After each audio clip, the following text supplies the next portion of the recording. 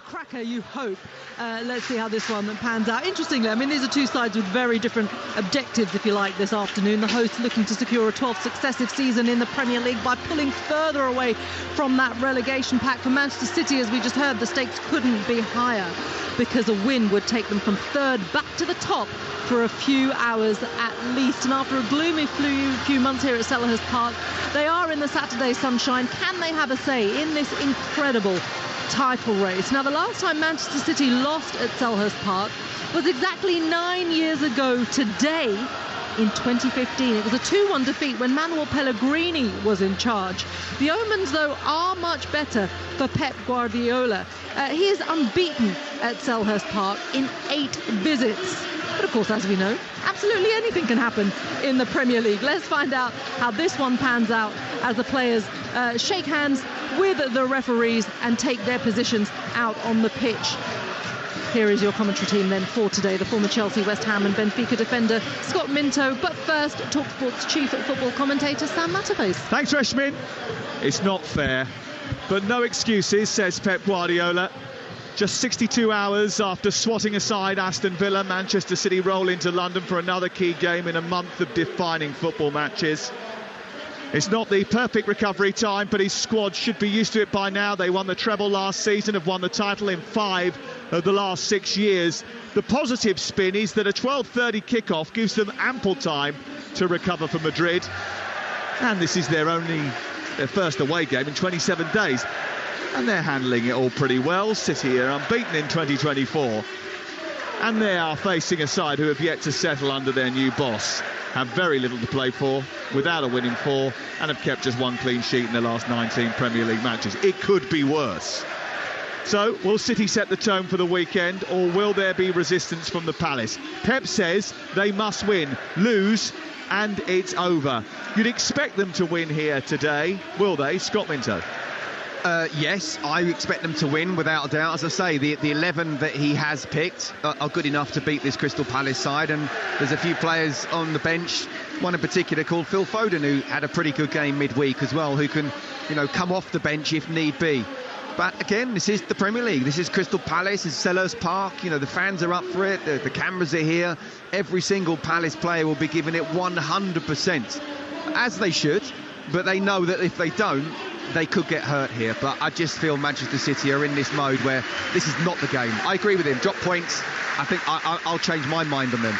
But this is not the game where they will drop points. Henderson is the Palace goalkeeper. Ward, Anderson, Lerma the back 3. Munoz and Mitchell the wing backs. Wharton and Hughes. Then Ayew and Eze behind Mateta. For Manchester City, white shirts, claret shorts attacking the goal away to our left. The White Horse Road end away to our left in the first half. It means that Palace have been made to attack their Holmesdale Road end, where their ultras are in the first half, which they won't be happy about. City have got Ortega in goal, Lewis, Stones, Diaz and Gvardiol, Rodri and De Bruyne, Bob, Alvarez, Grealish and Erling Haaland in attack. Paul Tierney the ref, Stuart Atwell the VAR, and before we start, the players take the knee. Well, some of them do, and others who have forgotten, like Will Hughes and Scott Wharton, find themselves in a situation where they end up on the half on the knee, half taking kick-off, and it's all a little bit messy to start with. Adam Wharton, not Scott Wharton, that's his brother. But they are eventually underway live on Talksport, and it was a bit of a messy beginning. I think they were supposed to try and embrace the No Room for Racism campaign, but half the players just weren't on the same page. Do you know what? Sometimes you get that. You're told 10 minutes. It was only 10 minutes ago in the dressing room before you come out, but you're such in game mode for both sides. As I say, Palace, if every player doesn't play really well, not only will they lose, they could get hurt. Well, with City, we just talked about that. The managers even said can't afford to drop points, so look, we can excuse them on that. One glance at Crystal Palace and you can already see a slight difference in the way they are organised, with a flat back 5, 4 across the midfield, and Mateta leading the line on his own. We're underway with Manchester City in possession, attacking the goal away to our left. Tomorrow the Sunday session comes from Old Trafford on Talksport 2. We've got the Bristol Street Motors Trophy Final throughout the course of the afternoon. Adrian and Joe Shannon there. 6 o'clock live commentary of Spurs against Forest in the Premier League. And this afternoon, Villa-Brentford on Talksport 2 whilst we take you round the grounds. Here's De Bruyne on the right-hand side, immediately trying to get the ball into Haaland as soon as he was released down the right channel. It takes a deflection and goes out for the first corner of the game away to our left-hand side. We'll keep you updated with Norwich against Ipswich, which is over on Talksport 2 and just getting underway, but a fast start from Manchester City, who have a set piece, which Kevin De Bruyne will place down, wait, and just take a pause before assessing the scene and drifting the ball into the box. Rodri has just tried to move away from the attentions of his marker. The ball goes towards Haaland, but it's cleared away. Jack Grealish back in the team today. It's good to see him playing once again from the start. De Bruyne scything a delivery through the centre of the pitch. Is headed away by Lerma and out towards the halfway line, and then Rodri tidying up for Manchester City will spurn the advances of Jordan Ayew. There's too many brothers in this team today. And it goes back to Ortega away to our right-hand side. This is Talksport on a Saturday afternoon. Manchester City in possession. And they have the ball inside the centre circle with Rodri, then on to Diaz. Diaz out to the left-hand side where he's picked up Guy Vardiol. He, in turn, plays it into Jack Grealish, whose blonde highlights more visible this lunchtime than they were in midweek. His hair tugged back by that Alice band. He tries to get the cross in, is shuffled away by Munoz, goes back into midfield, and Stones will now build. He strides in from midfield over the halfway line, looks for Alvarez, misplaced pass, and Palace turn it over. And that's a good ball forward by Walton. He's played it in behind, and Mateta is away here, racing up to the edge of the area. Big chance, sends it wide, hits the inside of the post, and he has scored again. Jean-Philippe Mateta is thriving under Oliver Glasner. Their first attack, Walton's pinpoint ball in behind John Stones. Mateta raced away and with a great deal of composure exposed the Manchester City back line again. They have once again conceded the first goal in a game, and once again the goal scorer for Crystal Palace is Jean-Philippe Mateta. Well, it's just far too easy. You know, City looking comfortable. Jack Grealish gave the ball away just a minute or so before. And John Stones gave the ball away. And then suddenly it was a counter-attack. And that's what you get when you get fullbacks really pushing on, or one of the centre-halves as well. You can be definitely vulnerable to that counter-attack. And whatever you say about Mateta, I'll tell you what, he's in the form of his life, certainly of his Crystal Palace career. He's feeling confident right now. He's talked about that he wants to be a Premier League legend. We'll have to see whether that's the case. Well, he might be a Premier League legend for Liverpool and Arsenal fans after a goal like that. It's his 10th goal of the season. It's his 4th in 6 games in charge of the team for Oliver Glasner. So he's certainly come to life. He's scored now in 4 of the 6 games that Glasner has taken charge of. He's obviously been given and galvanised by the Austrian manager. And it will be a little bit concerning, I think, that he found it so easy to get away from John Stones. I'm not necessarily sure he outpaced him, but what he did was he moved his body in front of John Stones so that Stones couldn't get round him. He's a massive physical specimen in comparison to Stones. There's a difference in size. Stones is a slender figure, whereas Mateta is a bit more muscular and stronger, and he used that heft. Yeah, and it didn't allow Diaz to come across either, so it was actually very clever play from him. And when you're in that mindset, when you're in the zone, which he is right now, you don't think.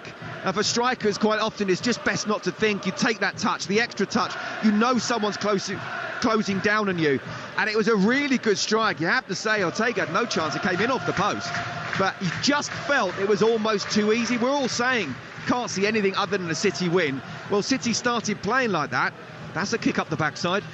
Yeah, the goal was brilliantly crafted, run in behind the defence, but they've got defending to do now as De Bruyne sends in a cross from the near side. It was a free kick right-footed towards the far corner, punched away by Henderson out for a corner on the far side. They got in behind the defence, went down the right channel, got to the edge of the penalty area, and then he drove the ball towards the far corner, and it was so accurate, it kissed the inside of the post and went beyond the goalkeeper Ortega, and it's 1-0 to Crystal Palace, live on Talksport. We've played 6 minutes. Manchester City are behind. Alvarez has it from the corner right side, back to De Bruyne, who delivers a cross in towards Gvardiol, who sends his near post header over the top of the crossbar. He is yet to score for his relatively new team, but he got into a good position there and he got well above his marker, Joel Ward, who got in front of him. And there was a little nudge and Ward wasn't happy about it, but it's out for a goal kick because it was a misdirected header and it's over the top of the crossbar. Well, it's the perfect start for Crystal Palace, the worst possible start for Pep Guardiola and his team. Well, you have to say, Liverpool have been behind many times this season and they've come back and found a way to win. That's what championship winning sides do. We know how good City are in terms of winning trophies. They're pretty much holding almost all of them. Yeah, but this is their chink in their armour as well, Scott. You know, like Liverpool, they've got a tendency to go behind in matches. It's happened 12 times before today in the Premier League alone this season. And now it's a 13th. Is it going to be unlucky this time? Well, you're absolutely right, and you can't keep on going to the well, but they can keep going to the well because they are that good, like Liverpool. This guy's good. Wharton, it's 4-on-2 in Palace's favour. He snapped the ball, but then he is snatched at the pass and driven Ezer wide. Gets to the byline, then turns back, takes on Stones. Ezer into the area, gets a return from Ayew, and that's a little bit too heavy from the Ghanaian, and it's going to go behind and away for a goal kick away to our right. But I tell you what, Adam Wharton, since coming in from Blackburn, has done a very, very good job. He was terrific for Blackburn, racked up the second most assists at Blackburn. He's more than a destroyer. He can pinch the ball and he can play. Absolutely. When you're playing that 3-4-3 or 3-4-2-1, the two central midfielders are really important.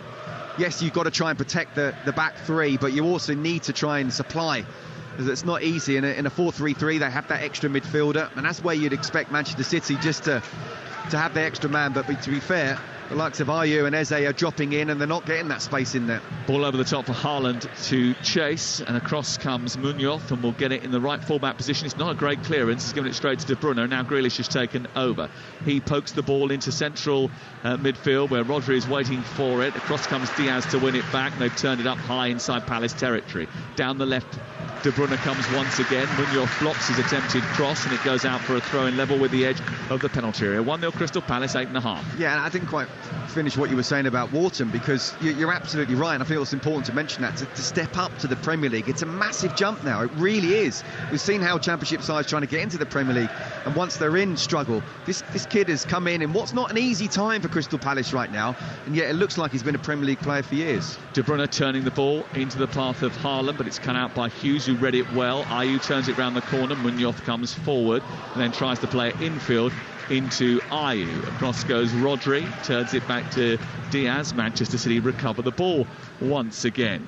Manchester City can go top of the table, but they have to win and win well today. 4-0 would have done it. That's not going to happen now, so it'll have to be 5-1 at least if they are to go ahead on goals scored. Might not last very long anyway, because Arsenal play Brighton a little bit later on, but you can only do your job. Here is Alvarez in behind the defence, a right-footed ball in towards the near post, pushed away by Henderson, and then it comes back off the defender and he has to punch it further clear. It's a little bit messy from Crystal Palace, but they get it clear to the far touchline, where eventually Eze is dispossessed and it's out of play and away for Oscar Bob to take the throw. Once again, Manchester City have recovered back into possession again. They come forward with Guardiola and in a rush to get back on level terms here after succumbing to that first Crystal Palace attack. Mateta with the goal, his 10th of the season. Out wide to the Manchester City left-hand side as they come forward with Jack Grealish. Infield it goes to Gvardiol, then back to De Bruyne, and then all the way through via Diaz to Stones. Stones, who looked a little bit hesitant when being challenged by Mateta. It was his ball that he slid forward, which went straight to Wharton, who snatched it, turned it over, played it into the right channel for Mateta to go after. Here's Lewis, though, into Alvarez, inside the area, twisting away. The shot is blocked by Lerma. On the edge of the box, Rodri lifts it with a composure out to some space where De Bruyne finds himself. He tries to dissect the defence, sends it back towards the edge of the area, and it comes through to Rodri, whose diving half volley is turned round the post by Henderson. You get the feeling that Crystal Palace defence, and Henderson in particular, might be quite busy today. I'm not suggesting in any way that this is what's going to happen, but I remember playing for West Ham one time at Old Trafford. We scored the first goal. We got them angry. It ended up being 7-1. What I would say is they've awoken up now, the beast of City. Yes, the bear has been poked. Here is Oscar Bob. the Norwegian international. Back to De Bruyne, right angle, sends the cross into the box. It's headed away by Ward, further clear by Lerma. The ball runs to the near touchline, and then it's collected once again on this near side by Rodri. And then Lerma sort of tackles Munoz really in the right fullback position, which was a bit of a mistake. And then he's given the ball back to Kevin De Bruyne inside the centre circle. He's found Haaland. Haaland's given it away to Wharton. Wharton tried to release Mateta. They wanted a free kick from Portierney. They didn't get it. And now the ball's moved down the left again. And Guardiola is urging Gvardiol to get going quickly. Here is the Croatian once again. Sends it infield. Finds Diaz. Diaz looks up. Plays it on to Stones, who's joined the attack right side. It's quite a gloomy afternoon down on the south of London. It was supposed to be quite a bright day today. The temperature's very high. Scott and I both wearing just jumpers. Nothing more than that. First time I've worn a coat at a football match for a very long time. Resh is down to 2. Yes. Here's Gvardiol into the centre. Oh, what a ball that was. Into the box, a crowded box, which unfortunately for Manchester City, Haaland had vacated, and it was an easy clearance by Lerma. Yeah, it's not. I think there's some wind coming a little bit later on, though, isn't there? Isn't there Storm Kathleen coming? I think it's the west side of the country, isn't it? But I mean, I'll tell you what, looking at one of the corner flags, very windy, so yes, keep the ball on the ground, which is what City do. I did see the cheerleaders' pom-poms being ruffled earlier on by the wind. Here is Stones, centrally into Diaz. Tries to take it forward and plays it out towards Gvardiol. It's collected by Grealish, and then it goes on the outside towards the byline. His cross just takes a little deflection into the path of De Bruyne, who makes a space for a shot and curls it into the far corner with absolute precision. It was brutal from Kevin De Bruyne. He picked that ball up, left side of the area, turned, and he had no right at that moment to curl it beyond Henderson, who didn't expect it, didn't see it coming, but it was arced with such beauty and brutality that it was unreachable by the former Manchester United goalkeeper. They have their equaliser. They've responded within 9 minutes of going behind. Grealish to De Bruyne, just on the right side of the box, takes the touch, sets himself, curls it towards the far corner with real venom, and it's 1-1 at Selhurst Park. They've responded like champions. Absolutely brilliant from De Bruyne. And look, I've got to say, first and foremost, Dean Henderson's already made 2 really good saves to keep it down to 1-0 already. But that one in the top corner, you could put 2 keepers in there and they wouldn't have got anywhere near it. Absolute inch perfect, really was. It was a spectacular finish, and it is the first half goal that Crystal Palace have conceded in 8 matches. De Bruyne doesn't reach that pass, and it's on to Lerma. Lerma out to the left, and he finds Eze now. Crystal Palace, who started the game brightly, got a goal with their first attack, have now been dragged back into the contest. But they're on the attack once more. Munoz sends a first-time ball into the box. Eze is arriving. Doesn't reach him. Don't know if he took his eye off it last minute or it was just a bit too in front of him, but the ball from the right-hand side from Munoz was an absolute peach. It went right in behind the retreating Manchester City backline, and as they scurried back towards their own goal, he fizzed that, curled it, whipped it into the box, and it was Eze's to convert. He just couldn't find his feet. What a ball. I was at the London Stadium to watch the Colombia-Spain game, and he obviously loves to bomb forwards, and this right wing-back really suits him, but to get the cross in first time was the right idea. The execution was perfect, and someone like Eze, I don't know why he wasn't expecting it, to be honest. Yeah, here is Ayew operating about 10 yards outside the Manchester City penalty area. It's been a great start to the game, entertainment-wise, between Manchester City and Crystal Palace, live on Talksport this lunchtime. 1-1 the score. De Bruyne responding after Mateta had put Crystal Palace in front. But there is a very long way to go. There is, and the problem for Palace is you almost want it to be 0-0 rather than 1-1, because then, you know, nothing much has happened. OK, your keeper's made a couple of saves, you expect it, but for City to go 1-0 down, then start to get angry and have to step up another level or two, And they've done that now, and what a strike that was from De Bruyne. You get the feeling they're very much now on the front foot. So it's important for Palace, just try and think, well, OK, this is how the game started. We know they're going to have a lot of possession. We need to make ourselves very compact in the midfield, and the likes of Ayew and Eze drop in as much as possible. And we need our keeper to have a blinder. Well, Crystal Palace boss Oliver Glasner said he was relishing the challenge of taking on one of the best sides of the world. He said it was important not to give them space, defend at the best level, and when they get the ball, be very direct. Well, all of that sounds very good and worked up until a point, but sometimes you can't defend against Kevin De Bruyne. What was it Mike Tyson said? Everyone has a plan until they get punched in the nose.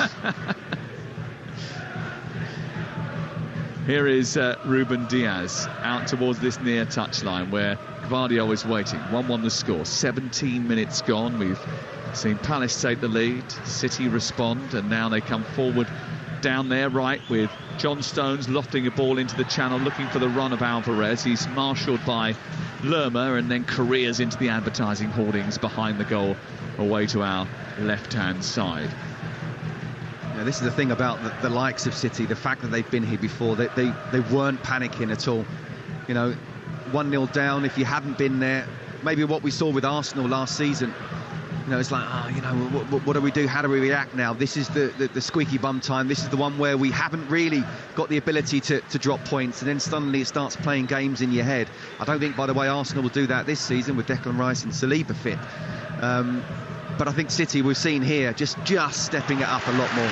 Excellent from Mateta, good feet on halfway to keep Palace in possession when he was surrounded and harassed by 3 white jerseys. He gets it back towards the edge of his own box, and then it's pinged by Lerma out towards this near side, and Munoz takes it down. And again, they've got numbers forward here. Munoz sends the ball into the edge of the area, finds Eze on the edge of the D's, being joined by Mitchell. Mitchell on the edge of the box, lifts it back towards Munoz. Goalkeeper comes out, punches it. Ayew keeps it alive, turns and fires it goalwards, but over the top of the crossbar. Too much height on it. But they are showing that they can damage Manchester City. And every time they seem to get in behind the defence, they have more numbers than Manchester City do. And that will be a concern for Pep Guardiola. Sam, as good as City are going forward, as much as they've won what they've won, as much as they've got clearly the winning mentality, they are vulnerable defensively. We've seen that on several occasions now. We've seen that in recent games. We've seen it here. And Rico Lewis is the one sort of pushing in. If Guardiola's pushed in as well, then there's 2 at the back. You know, John Stones sometimes looks to try and get forward. That counter-attack, absolutely, that is the plan. And, you know, I made the joke about Mike Tyson. Glasner can't just sit back and say, do you know what, we're going to lose this game. You try and make that plan. Haaland has been sent through the middle by De Bruyne, and he's running past the defender, and he shoots, saved by Henderson. He maybe just rushed that effort a little bit, and Henderson was able to make a save down to his left-hand side, but they keep coming with Lewis on the right-hand side. He gets up to the edge of the box, gives it to Oscar Bob, looks for the return, goes round the back, sends a cross into the centre, takes a deflection, and Henderson goes down towards his left just to make sure it goes past the post. It does, and it's out for a corner. He's got to score, Haaland. He's got to score. It's a wonderful ball from Kevin De Bruyne. It's a one-on-one situation. Yes, he's got a defender be right on him, and it's a really good save from Dean Henderson, another one, but he has to score. Yeah, just stopped that with his feet. It was very close to him, Henderson. Here is Alvarez onto De Bruyne from the corner, a little bit too much on it for Rico Lewis. It's going to be interesting to see what we get from Erling Haaland today, because he's had his criticisms from Roy Keane last week. Pep snapping back, defending him. He's not on a great run. In fact, if you look back at the statistics over the last couple of months since coming back from injury, he's actually failed to score in 10 of his last 15 games, which, for someone of his supreme ability, I think he'll be disappointed with. Yeah, he's gone, isn't he? He's terrible. You don't have to overreact. No, listen, you know, Roy Keane's Roy Keane, and obviously he absolutely can say what he wants to say, but this is one of, if not the best striker in world football. Here down the right side, the ball is collected by Bob onto De Bruyne. It was interesting, I had Martin O'Neill and Danny Murphy who were equally dismissive of any criticism of Erling Haaland when we were talking about them in midweek on the White and Jordan show. And I just wondered actually whether or not, if you're a teammate of Erling Haaland, you really care if he doesn't get involved in the build-up, doesn't touch the ball, but still does his main job. That's his aim. I mean, look, to be the absolute complete striker, and I'd go as far as to say Harry Kane is a more complete striker, but Erling Haaland was brought in to help win the Champions League because Manchester City were still winning Premier League titles without even a recognised striker. He was the one that brought in for the big games to try and take City to another level. What happens in his first season? He scores 50-odd goals, they win the treble. Now, are we now going to judge him on, if you don't score 50 goals, then you've gone backwards, you've regressed? I'm sorry, no. He's not Messi and Ronaldo, and he's doing it in actually a more difficult league. He's going through a bad patch, absolutely. But a bad patch for him is a great patch for most. Here is De Bruyne down the left-hand side, getting to the byline, trying to get the cross in. Anderson read it, blocked it, send it out towards the right-hand side where Munoz gets hold of it. And then it's only half clear before it's picked up by Gvardiol. Gvardiol sends it centrally onto John Stones. Stones moves forward and sends it back into the central area. It's given by Rodri out towards the far side, and then Stones gives it back to Lewis again. I mean, Oliver Glasner knows him from their time together in Austria and also faced him in Germany, so might have a better idea of how to stop him, although it's always very difficult to stop him. Although I did read the statistics that suggested that he'd scored against Glasner's teams for RB Salzburg, twice for Dortmund against Wolfsburg when he was in charge there, and twice for Dortmund against Eintracht Frankfurt, so maybe not. Yeah, rumours that Glasner actually asked the Premier League if he could play 15 players today, and 8 of them defenders. Haven't been completely denied yet. A collision off the left for Jack Grealish, who's been involved with a smacking from Munoz. Both of them have gone down, and then Ayew has been involved in a collision on this near touchline as well, and he's getting gingerly to his feet. So 2 different clashes which have led to little knocks, and Gvardiol's just coming over towards this near touchline to speak to one of the physios. He's rolled up his left short and is just having a word about the possibility of it looks like a groin problem that he's pointing out there. Hope it's nothing more than just a precaution. Jack Grealish is just coming over to get a drink, and Gvardiol is going back into position. And I think he's underrated, to be honest with you. I think he's one of those who no one really talks about, but I think he's been superb. He's not an out-and-out left-back, but he's been playing in that position. Obviously, you know, when one of the other defenders move forward, it's like a 3 at the back. I thought he was fantastic against Arsenal. I think he's been brilliant in one-on-one defending situations against other sides as well. And he's also got forward when he's needed to. Well, there's a shock, you being in the Left-Back Appreciation Society. Well, you know, as long as I don't see Bernardo Silva there. We did, was it last season? Here's Stones in midfield for Manchester City as we get back underway. We've played 23 minutes. It's Crystal Palace 1, Manchester City 1 on Talksport. And here is Gvardiol out to the near touchline. De Bruyne takes it, plays it out towards the left, and Grealish then back infield, 10 yards edge of the box, gives it to Gvardiol, back out to De Bruyne again. He sends it into midfield where Diaz clips it over the top for Oscar Bob, who takes it down on his thigh. Did he use his hand there? The referee has belatedly given the free kick, and it is going to be a Crystal Palace ball. It was a great run though, wasn't it, from Bob, and a great ball from Rodri as well, and Tyreek Mitchell. Well, both, you know, wide players will have to be careful of that run. Mitchell's looking at the ball and suddenly Bob's gone in behind, and Rodri, how good is he, by the way?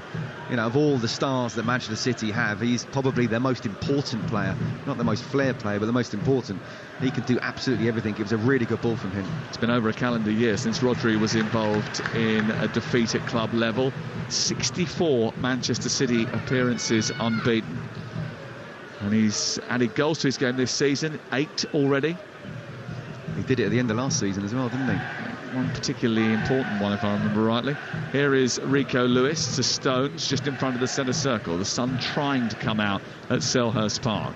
Here on the left-hand side, the ball with Gvardiol. Poor ball, cut out by Munoz, who races away, but Gvardiol recovers for his error and slides across, pushes it out and away for a throw-in on this near side. So it's still 1-1, 25 gone.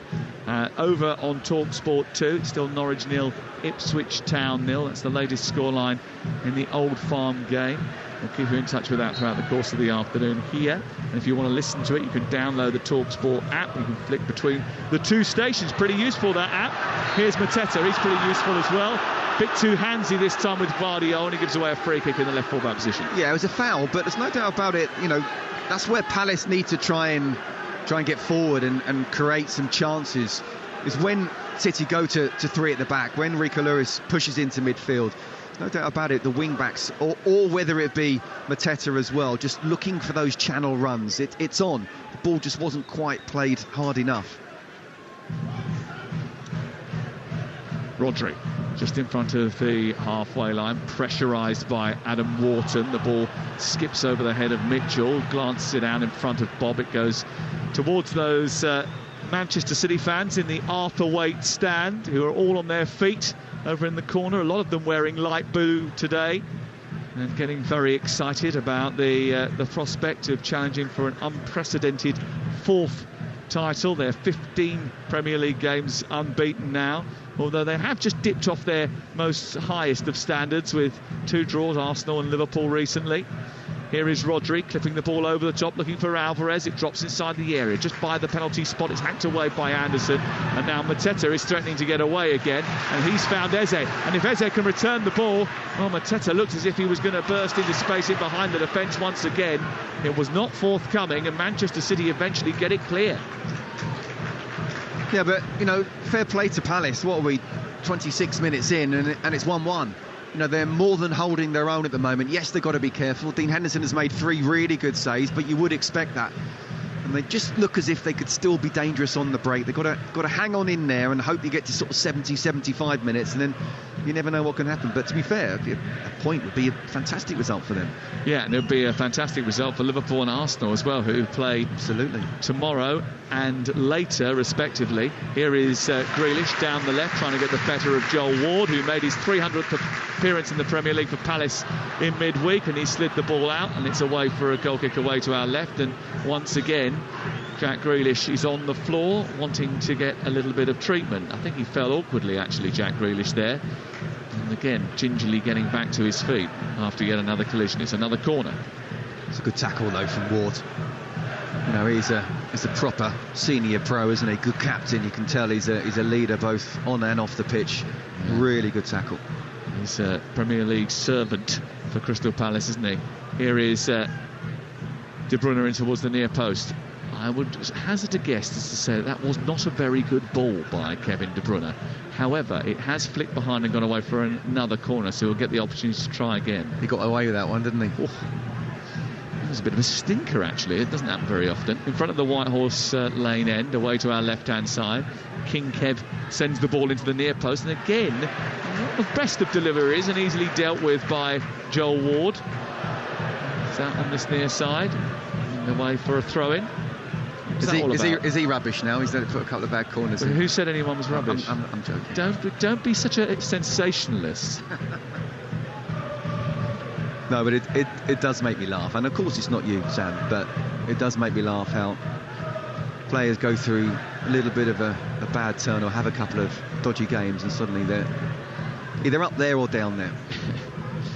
You can't be as sensitive, no, not to analyse the patterns that they're going through. I mean, the failure to score in 10 and 15 is a surprise for him, right? How many did he score in that 5? He scored 5 in one game. Well, I was at the Luton game.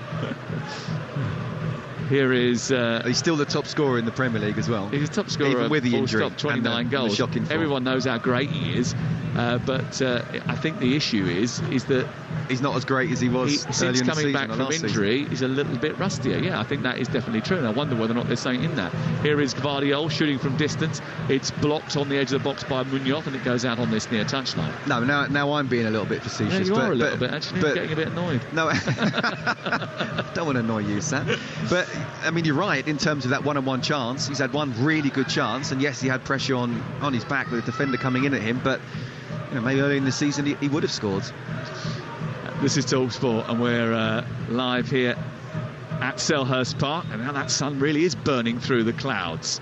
and certainly had a bright start, Crystal Palace, but they have regressed into a team that spent most of the time in their own half, very deep, trying with a low block to stop Manchester City from trying to prise them open, and City are trying to do that, moving the ball around now on this near touchline.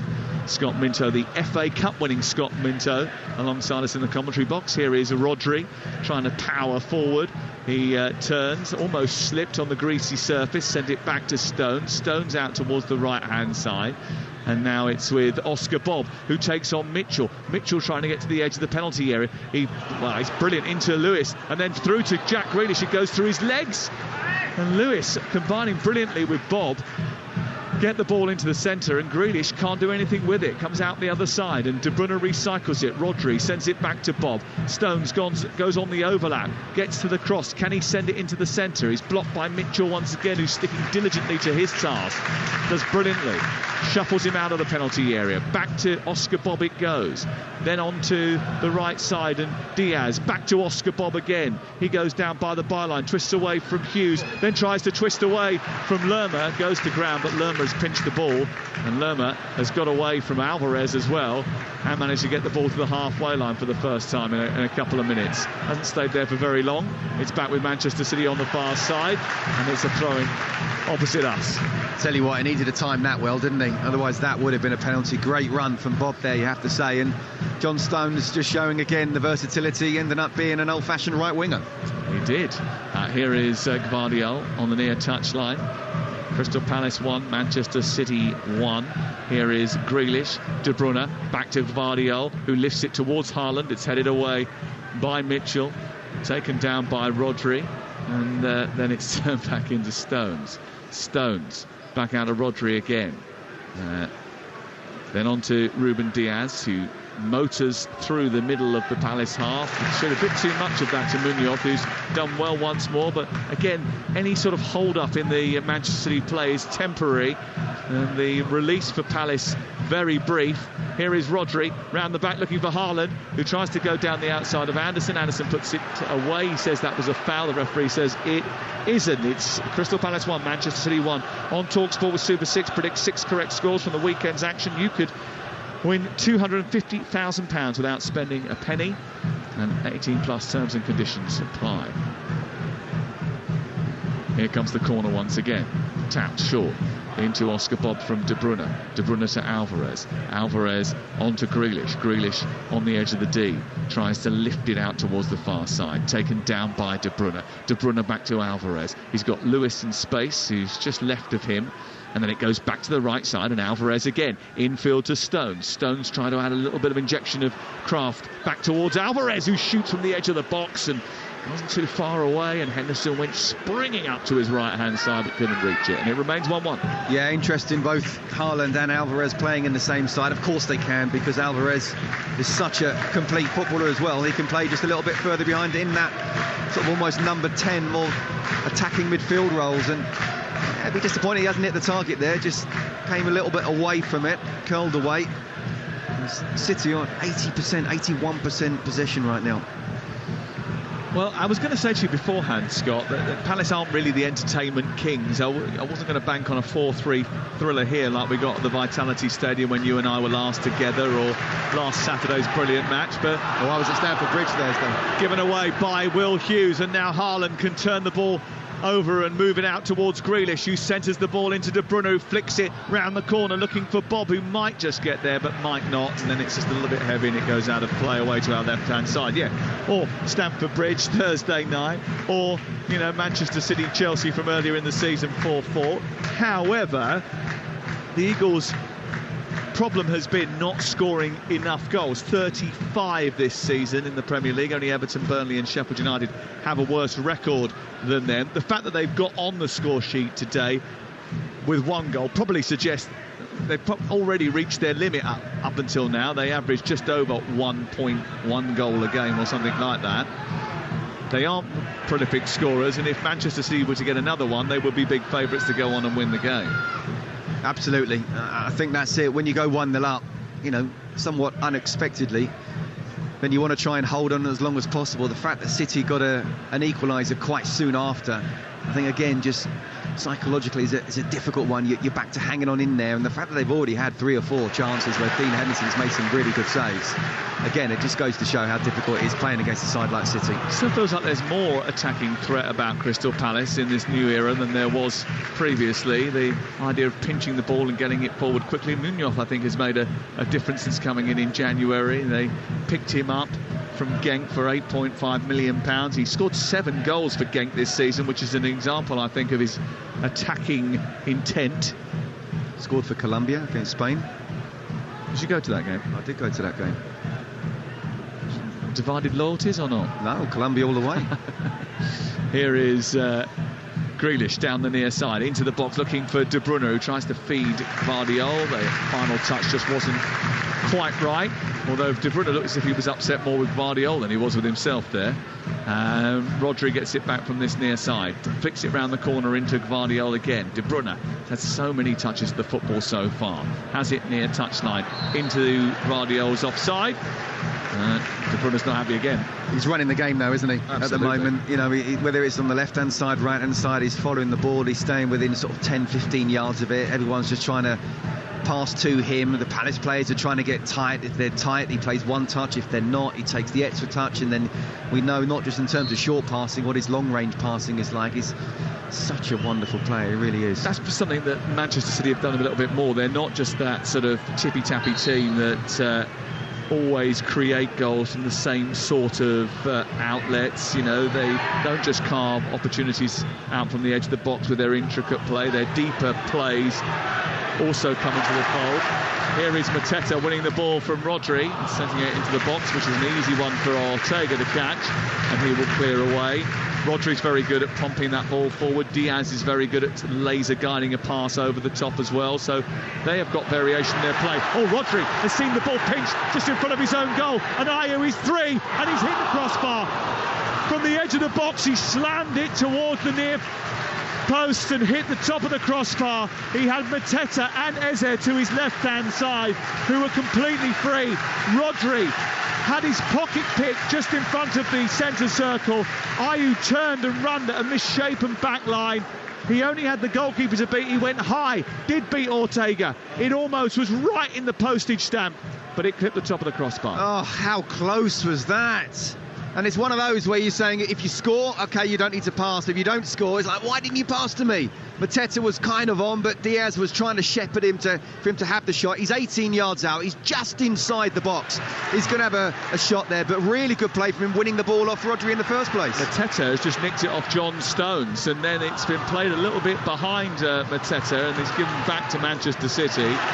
But they've been ruffled a couple of times at the back. And John Stones and Diaz in quite a tight conversation on the edge of the box, just getting a little bit heated. Rodri's given the ball away. Doesn't usually happen that. Stones has given the ball away. That's stopped happening now as well. Couldn't agree more. You know, Rodri giving the ball away, even if he's got someone on him, even if he's got 2 men on him, he'll normally just play it back, you know, first time, he'll understand, but he did pick his pocket there. That is a wonderful opportunity, and fair play to Palace. Yes, they're conceding possession for sure, and even chances, but they do look dangerous on the break. Here's De Bruyne, back to Gvardiol.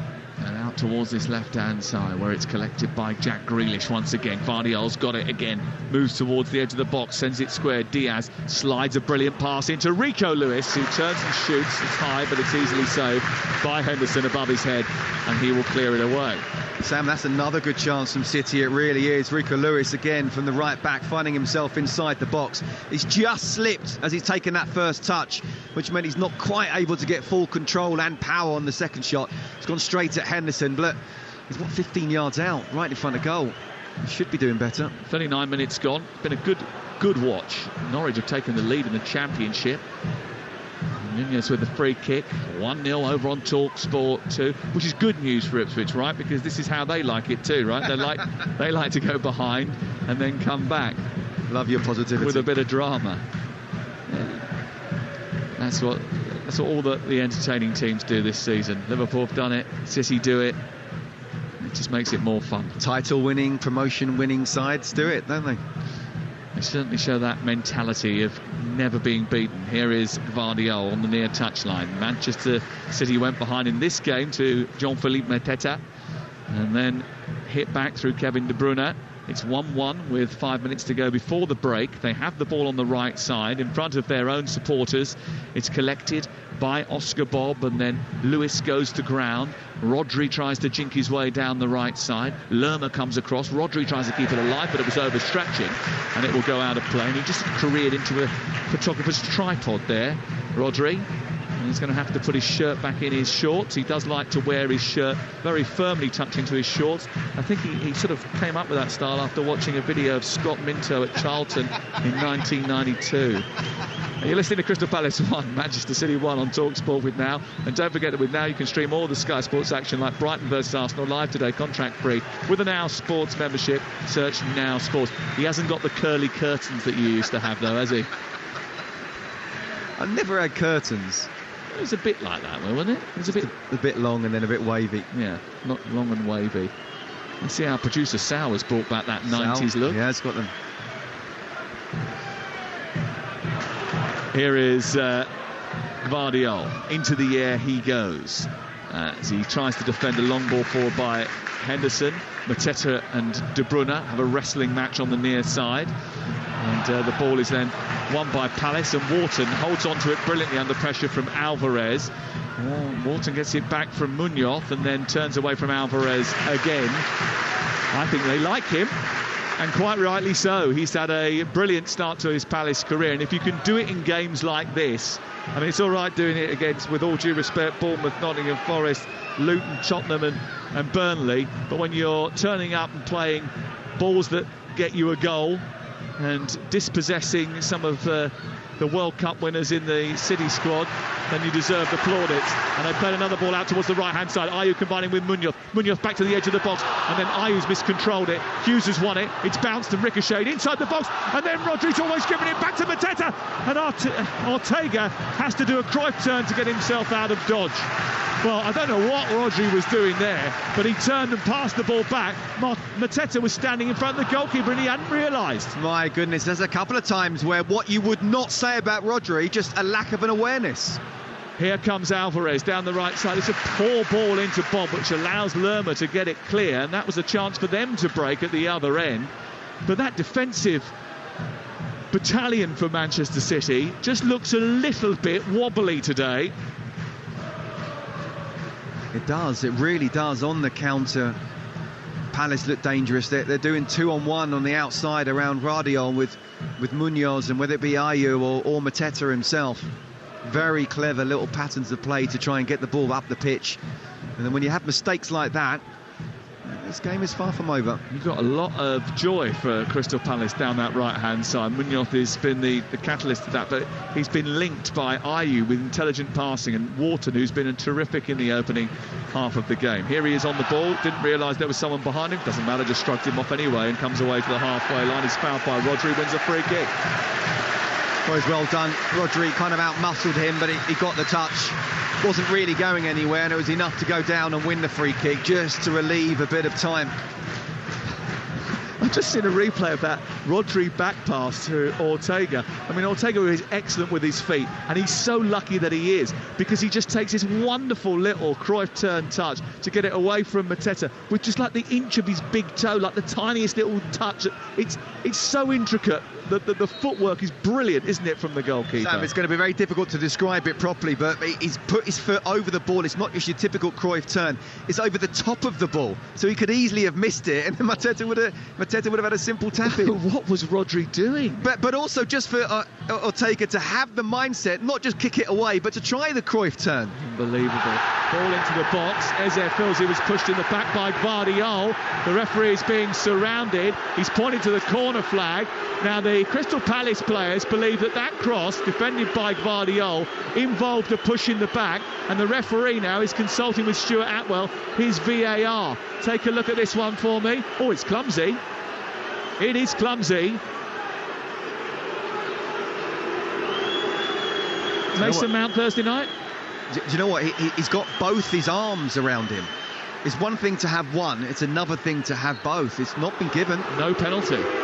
Play on, says the referee. Not enough contact for the decision to be overturned. Not a clear and obvious error. Eze with a swirling delivery towards the far post. Punched away by Ortega. Up into the air and away by Alvarez. Back by Lerma towards halfway. And then there will be 3 minutes of added time at the end of the first 45. And we will be going in, it looks like, at level pegging, which is quite some statement, really, bearing in mind that many people expected Manchester City to sweep Crystal Palace aside here.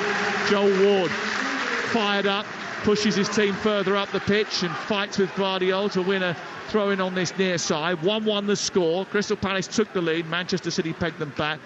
But Palace haven't been shy. And there's been a couple of occasions where Manchester City have almost conspired to give them back the lead in this first half. Do you know what? For me, I think that's the penalty. But I understand why VAR have it. It's not a clear and obvious error. It's such a tight one.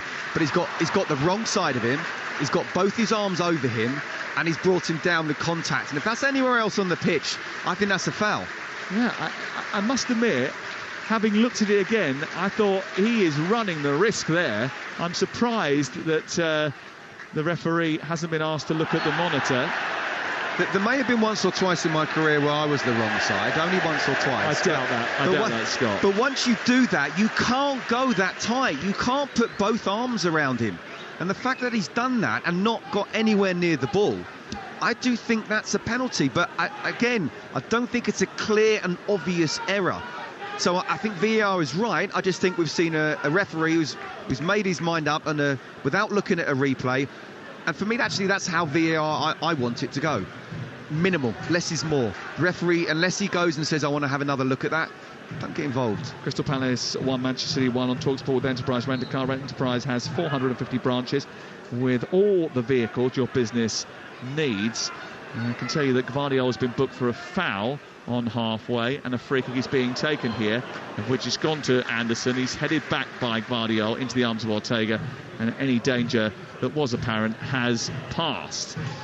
Manchester City have survived the penalty scare, and they survived an early goal, and it is 1-1. There is all to play for in the second half. You just wonder whether or not it may well be that there are a couple of changes in the offing for Pep Guardiola. I don't think there will be yet. I think they'll be given plenty of time for this 11 to find a way. Palace, you always thought would be difficult to beat.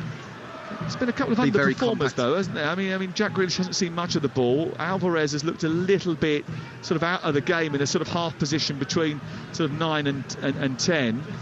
Look, they certainly have options when you've got the likes of Bernardo Silva, Phil Foden and Jeremy Docker as well. But I just think the way Pep goes, he doesn't make substitutions unless he really feels he needs to. Yeah, I mean, listen, I was going through I mentioned it on the Premier League All Access podcast, the amount of contributions from the bench that Liverpool have made to goals and games this season. It's not the same for Manchester City.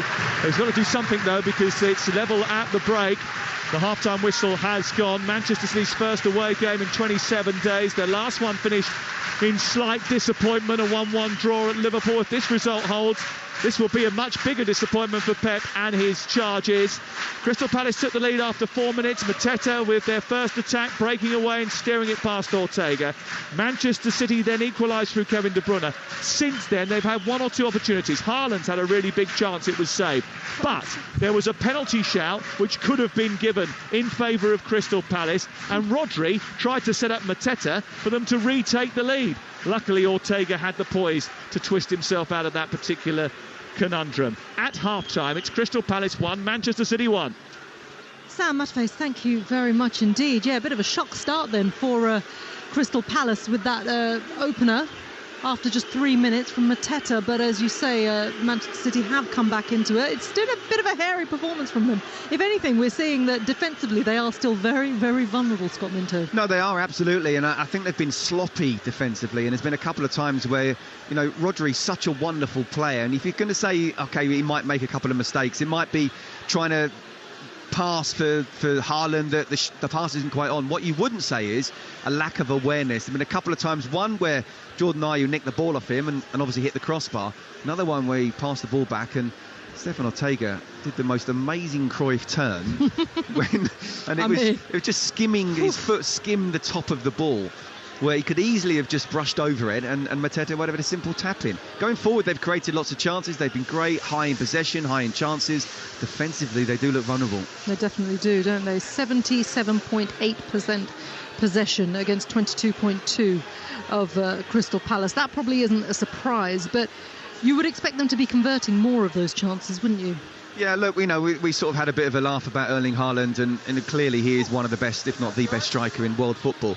But that was a wonderful chance for him, and when you're chasing titles, and when you're away from home against a plucky team with a sort of an old-fashioned, old-school stadium, and they're really up for this. And yes, OK, you've got all the possession, but they're quite happy for you to have it. When you do get those chances, you have to find a way to stick the ball in the back of the net.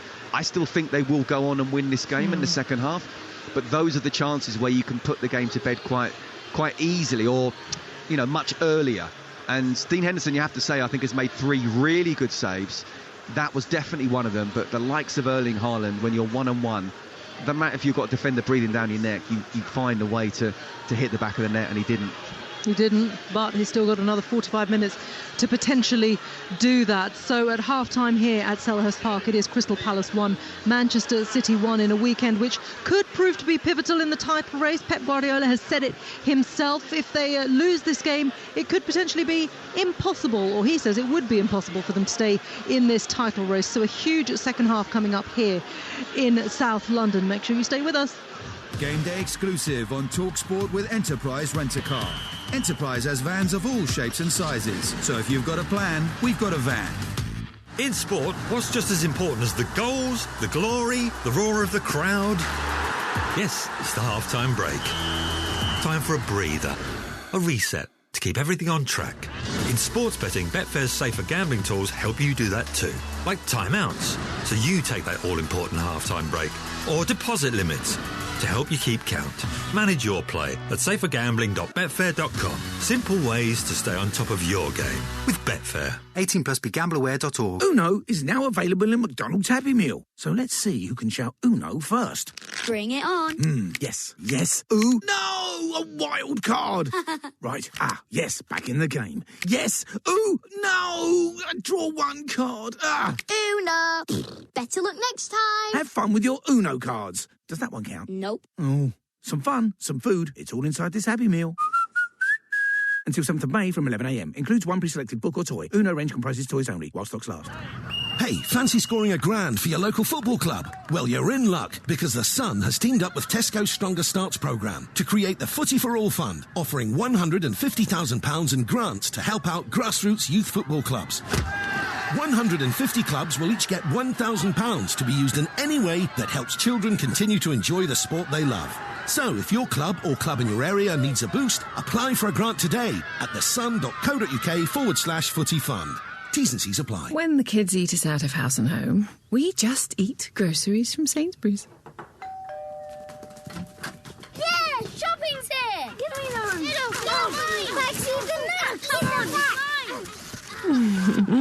When do they leave home? Get Sainsbury's, Asda and Co-op delivered for free. For groceries and everything else, did somebody say just eat? Participate in stores. A minimum spend applies. Other charges apply. Subject to availability. See justeat.co.uk for details. Don't break your stride. Get to Screwfix for the latest offers on the brands you love. Like the new and exclusive limited edition DeWalt 100-year 18-volt combi drill with 4 amp-hour battery for just $119.99. And keep everything stacked and packed with a DeWalt T-Stack organizer at a great price of only $19.99. Shop now on the app at screwfix.com or in-store. Delivery fees may apply. Prices valid until at least 6th May, subject to availability. See screwfix.com for full T's and C's. We all fantasize about our perfect home. Sipping a morning coffee out on the terrace. Good morning, Mr. Squirrel. Morning. The kids building a treehouse in the garden. I'm living my perfect childhood. But come on, this isn't real. Listen, if you're serious about making your fantasy a reality, find out what your home is worth instantly with a free online valuation estimate. Get real about moving. Get on the market. Most common time to obtain an online quote between 1st of June 2022 and 30th of September 2022 is under 3 minutes. Excludes Northern Ireland. Game day exclusive on Talksport with Now. Stream all the Sky Sports action like Brighton versus Arsenal live today, contract free with a Now Sports membership. Search Now Sports, 18 plus, stream via internet, terms apply. The games, the goals and the glory. Oh, and he's found the net! Game day. Live football coverage that's beyond compare. Game day exclusive on Talksport. This is Game Day exclusive on Talksport. Over on Talksport 2 in the Sky Bet Championship, it is Norwich 1, Ipswich 1. Oof, what a game that one is. What a derby that should be. It's also at half-time there. And here at half-time at Selhurst Park, of course, it is Crystal Palace 1, Manchester City 1. Looking forward to a big second half here as well. Let's continue to look ahead to today's Premier League action now, shall we, with Super 6. The Talksport Match Predictor with Super 6. Play for free. Predict 6 correct scores for the chance to win £250,000. Get your entries in by 3 p.m. today with Super 6. 18 plus, terms and conditions apply. Each week we'll be discussing games that are featured within Super 6, and for those of you that aren't familiar with Super 6, but I hope that you are by now, it is a free-to-play football game where you can win huge jackpots through your own knowledge. Simply predict 6 correct scores to win the jackpot. This week it's £250,000, and if you don't manage to get 6 correct scores, there are more ways to win. A guaranteed 5k is up for grabs every single round. Scott Minto is alongside me. We're going to quickly run through the final 3 games on the list. Let's start then with our Talksport exclusive commentary match. After this one, it's at 3 p.m. today. Aston Villa against Brentford. Villa, of course, with that huge defeat to Manchester City in midweek, pushing for a top 4 place. Brentford, well, it was quite a dour 0-0 game. I did that one at the G-Tech on Wednesday night. They play each other at 3 p.m. today. What do you think? Who's going to bounce back? I think it's going to be Villa. I mean, we'll have to wait and see whether Ollie Watkins is OK or not. But John Durant did OK and obviously scored against City. I just think they'll have enough. And I think that, you know, the mentality of Emery will say, look, OK, we've just lost against one of the best teams, if not the best team in the world. We've got to bounce back. Look, I was at the Brentford game against Manchester United where I thought Brentford was superb and Ivan Toney was almost unplayable. But I just feel Villa have got more than Brentford have, so I'm going for a 2-1 Villa win.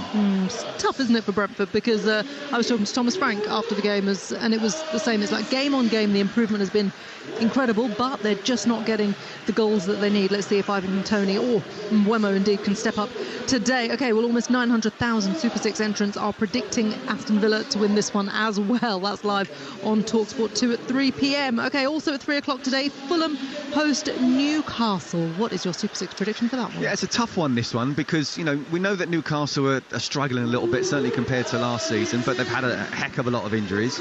Away from home, they've not been superb. Fulham can either win really well or lose badly. Really badly, yeah. But at the Cottage, I do think they're a very difficult team to play against. So I'm going to go for a 2-0 Fulham win. 2-0 Fulham win. OK, well, Fulham obviously coming back into this off the back of a disappointing defeat to Forest in midweek. As you say, when they lose badly. Over 200,000 Super 6 players are expecting them to bounce back with a win over Newcastle. Finally, Wolves are up against your old side, West Ham United. Yeah, look, I mean, I think if Wolves had all their players fit, or even a lot of their players fit, I think this would be a tough game for West Ham. It will be a tough game anyway. But I just feel that David Moyes knows how to play this type of game, and with Wolves not having a lot of their better players fit, I'm going to go for an away win. I'm going for West Ham 2-1. OK, well, West Ham, of course, chasing Manchester United in 6th. Almost 300,000 players are predicting the Hammers to win today and close that gap. Thank you very much, Scott, and that is all thanks to Super 6. Don't forget, Super 6 has set up its very own Talksport League. Make sure you sign up on the Super 6 website or on the Super 6 app. You can use the code TALKS6, that is TALKS6, where you can also win £100 for topping the league every single round. Don't forget to get those predictions in by 3 p.m. today. 18 plus, terms and conditions apply. The Talksport Match Predictor with Super 6. Play for free. Predict 6 correct scores for the chance to win £250,000. Get your entries in by 3 p.m. today with Super 6. 18 plus, terms and conditions apply. OK, following us here on Talksport, Adrian Durham will be taking you around the grounds in Game Day Live. Adrian, you're based at Kenilworth Road today. Hello, how are you doing? I'm just fine. It's very windy here, so that's the noise you might be able to hear through my microphone on the gantry here at Kenilworth Road, where the sprinklers are on. Fantastic first half commentary. I've been listening to all of it, and that first half has shown why Arteta's so-called defensive masterclass last week was 2 points drop. Go at City, you can score goals, and the Arsenal fans will be hoping those 2 points drop don't cost them come the end of the season. Yeah, absolutely. They'll be keenly watching this one as well. And of course, they're in action later on at 5:30. Let's talk about some of the other games that you're watching today. We'll talk about Luton against Bournemouth in a minute, but there's a huge game, isn't there, at Goodison Park? Everton against Burnley. Slightly ginormous, yeah. Chris Wellimo's there for Talksport this afternoon. It's huge. Sean Dyche against his old club. There's so many interwoven stories, but the biggest thing is it's a huge 6-pointer in terms of the relegation battle. I've believed in Burnley for a long time, and for a long time I've been thinking, God, you sound like an idiot saying they've got a chance, but thankfully could never sound like an idiot, Adrian. They're giving themselves a little bit of a chance, a mini unbeaten run.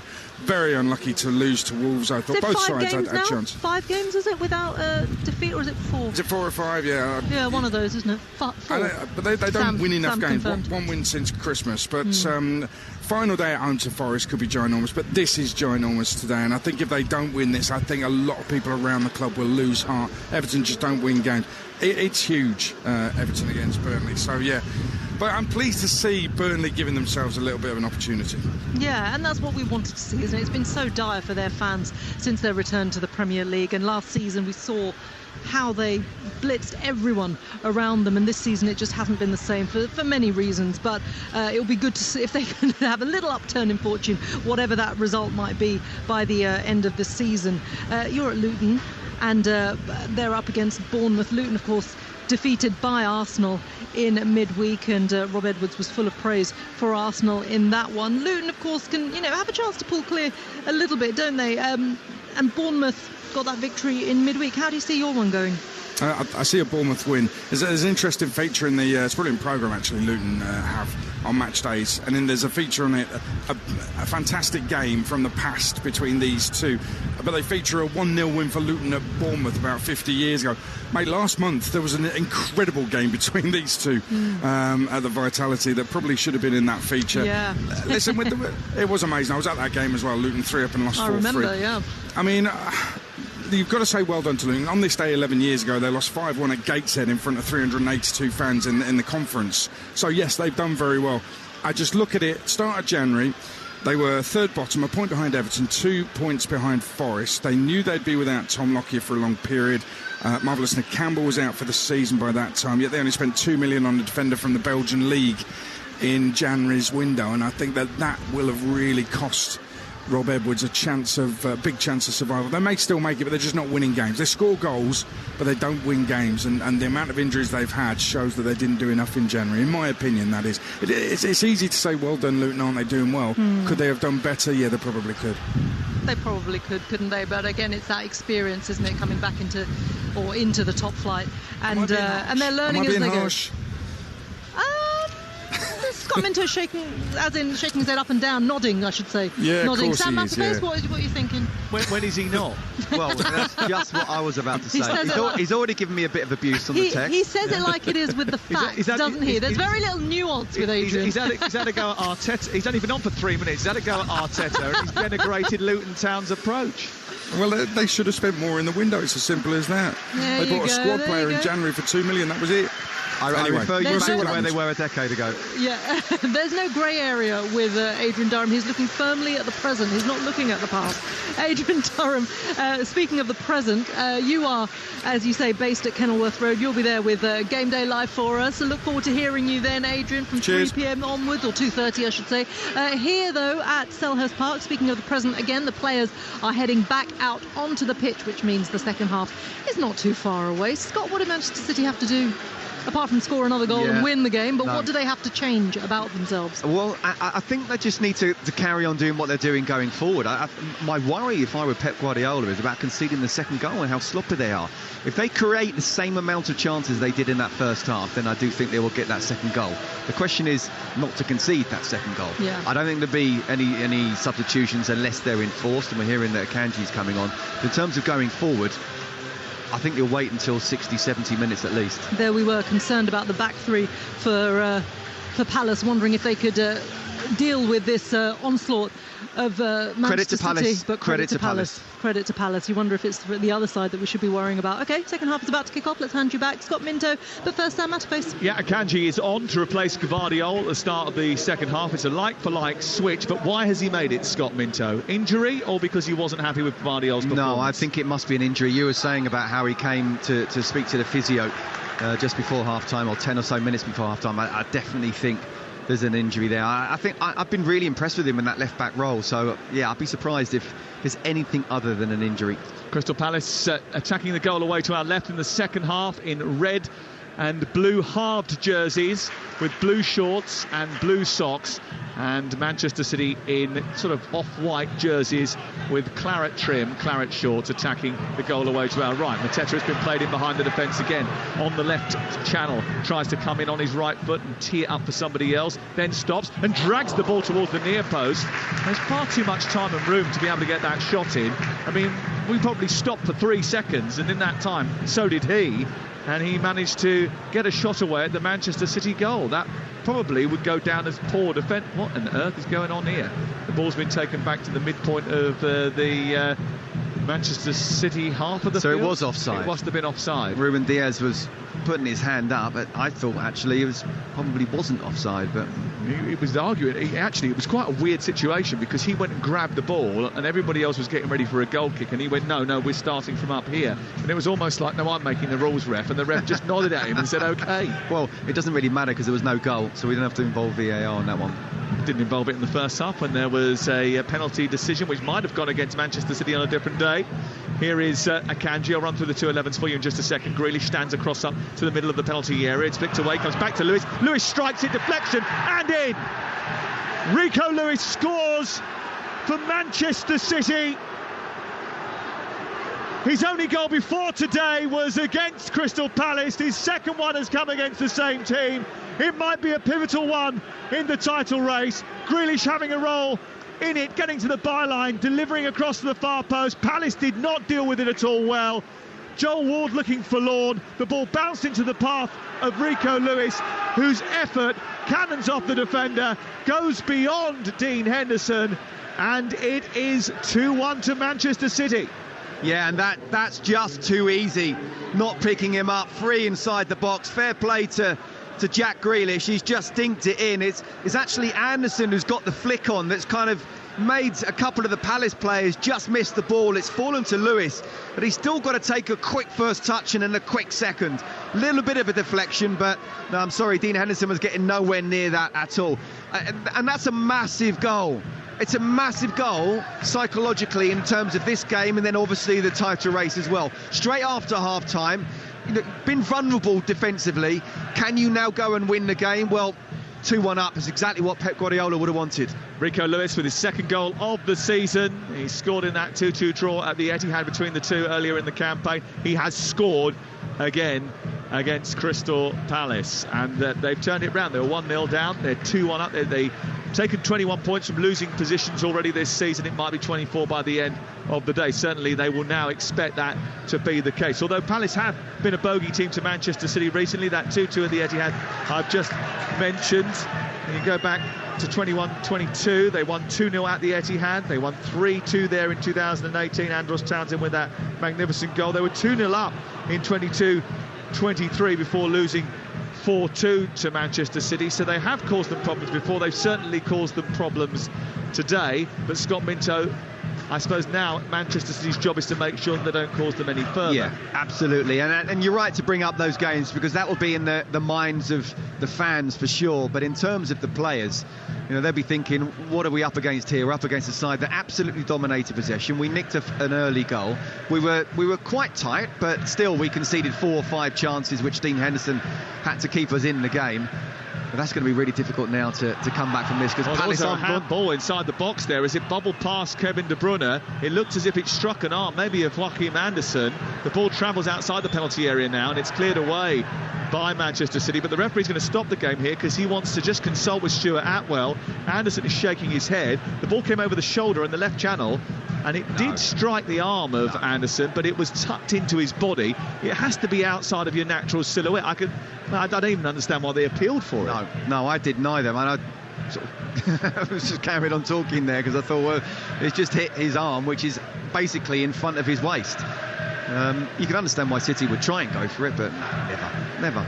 Nowhere near ever being a penalty, that. 2-1 to Manchester City, though. The goal coming from Rico Lewis in the second half, after 2 in the first, 1 from either side. And there was a big chance at the beginning of the second half for Crystal Palace, and maybe Oliver Glasner is thinking about what might have been. He said, whenever you get an opportunity in this game today, you have to be ruthless, you have to take it. Here is Akanji, out to Grealish. Well, certainly City have taken their first chance of the second half.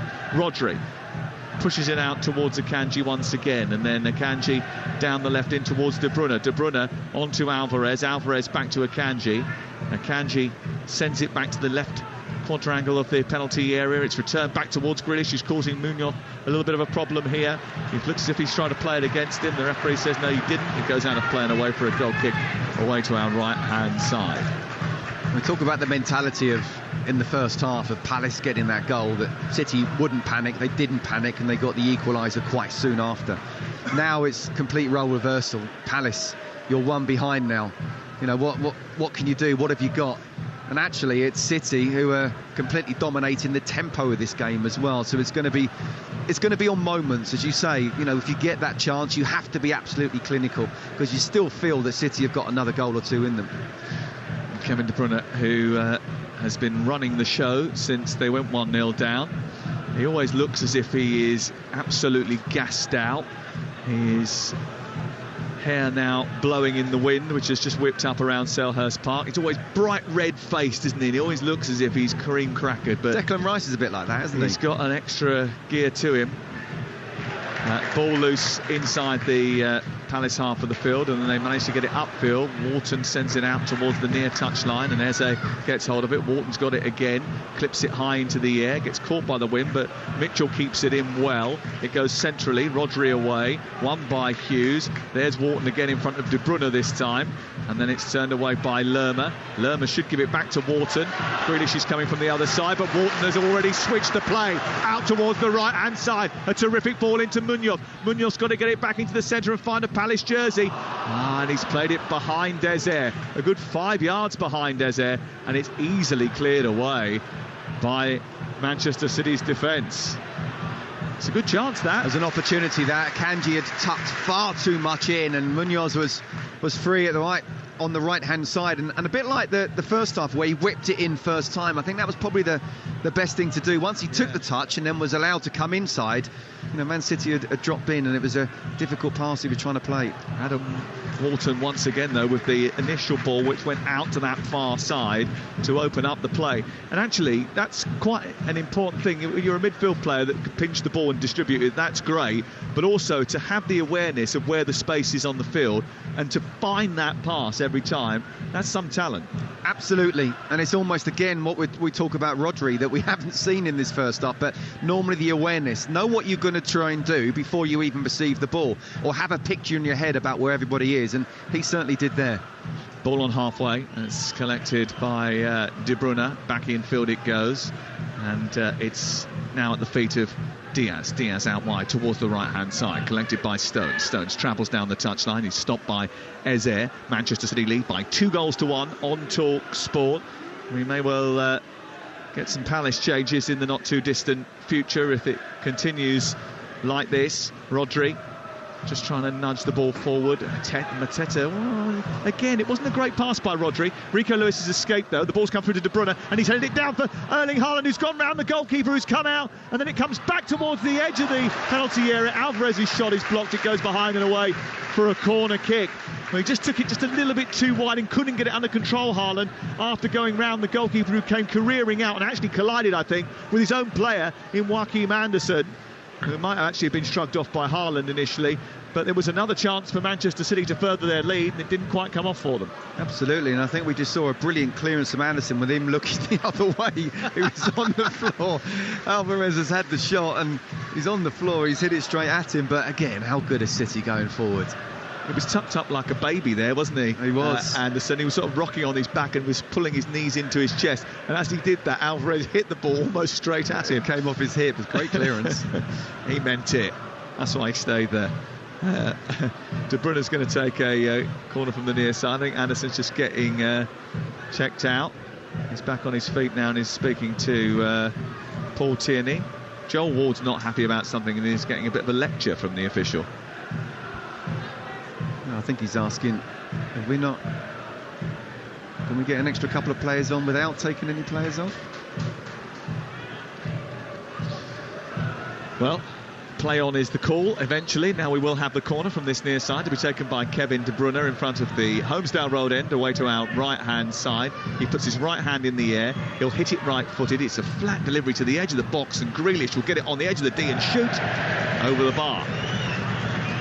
Well, look, Jack Grealish is an incredible player, and he's a brilliant dribbler and technical ability fantastic. But to whip the ball in from where he was, ping it to the edge of the box, expect to take a first touch, you can't hit it first time, and still have enough time to have the second touch and on target. Palace players giving him time to do that. Very rarely does that happen. And it's difficult to pick out that pass with that sort of precision and that pace. It's difficult to control the ball and then hit it. The only man who could probably have done that was the bloke who gave the pass. Absolutely, it was running from my head there. He needed a pass to himself. Here is Stones on halfway. Back to Ruben Diaz. It's 2-1 to Manchester City live on Talksport. We're around the ground with Adrian Durham from 2:30 on that brilliant, peerless around the ground show. Game Day Live from 2:30, where every bit of sporting action that occurs on Saturday afternoon is covered by Adrian. The Sunday session tomorrow comes from Old Trafford. We've got live commentary of Spurs, Nottingham Forest. But before that, Villa Brentford on Talksport 2 at 3 o'clock. And we'll keep you updated with Brighton against Arsenal during the match, during the phone-in, after all the matches have finished, with Jamie O'Hara today and Jason Cundy. Good double act, that. Good double act. And those two who can be heard on the sports bar with regularity. Taking your calls, 03717 2233 444. Ball cleared by Anderson, and it wasn't a great clearance, but he did find Eze, and then Eze tried to nudge it down the left side of the City box for Mateta to chase him behind again, but it was blocked this time by Stones. One back on the near side by Tyreek Mitchell. He shepherds the ball out of play. It's a throw into City on halfway. Oliver Glasner just looking to try and encourage his team. I was lucky enough to see his work in Germany at Eintracht Frankfurt, and the people that I've spoken to out there speak fondly of him. There's definitely a difference in organisation. We spoke to Matt Woosnam from The Athletic earlier about the levels of pressing that were better, the energy was better, the fitness, he said, he talked about. I know that Martin O'Neill on that show I mentioned earlier was not happy about managers who talk about other managers' teams not being fit enough. It's easily done, isn't it? It's a bit of a cheap shot at the previous manager. But, I mean, certainly they are running more. Kilometres more per game. That is happening. I think any manager should try and come in and not say that, or but the proof is in the pudding. They are trying to press a little bit better. They're not just sitting back. Obviously, there's a change of shape as well with three at the back. Yeah. Ball loose on the edge of the area. Haaland links up with Rodri. Then he finds Grealish. Grealish on the edge of the D. The referee has to jump out the way of the ball because it's reached Akanji in the midpoint of the Palace half. They're on the attack, leading by 2-1 Manchester City. Now it's out to Oscar Bob, who's level with the edge of the box. He's got support from Stones, who's gone on the outside. It comes back into Lewis, who sends it across to Diaz, and then they look to build again. Out wide it goes. Stones onto Oscar Bob. Bob trying to turn away, and he does so at speed to get beyond Will Hughes, and then he's harangued by Mitchell, and he's brought the ball away intelligently, and Eze has taken it but missed the pass through to Ayew, which was the initial option. He should have got it out to him quicker, didn't, but Eze's got it back again because Mitchell's done his diligence, and then he's turned into a problem there, Eze, and given the ball away to Alvarez, and the Palace fans just a little bit disgruntled by that. But with both times, the fact that he didn't get the ball out in the first place out wide, and then just losing the ball, which I think is harsh when you're having a pop at your best player. But it's interesting, they have looked dangerous at times, but he's not been in the game. De Bruyne down the left-hand side delivers a ball into the box. It's a deep one this time, and it goes right over the head of the Norwegian Viking Haaland, and it goes out to another one in Bob. Bob turns it back into Stones central into Diaz, and then it's on to Akanji, out to the left, it's out to De Bruyne now on to Grealish towards the edge of the area. De Bruyne tries to bend one in towards the far corner, this one from a little bit further out, and it was about 5 yards wide of the goal. He's done that before, hasn't he? Not that long ago today.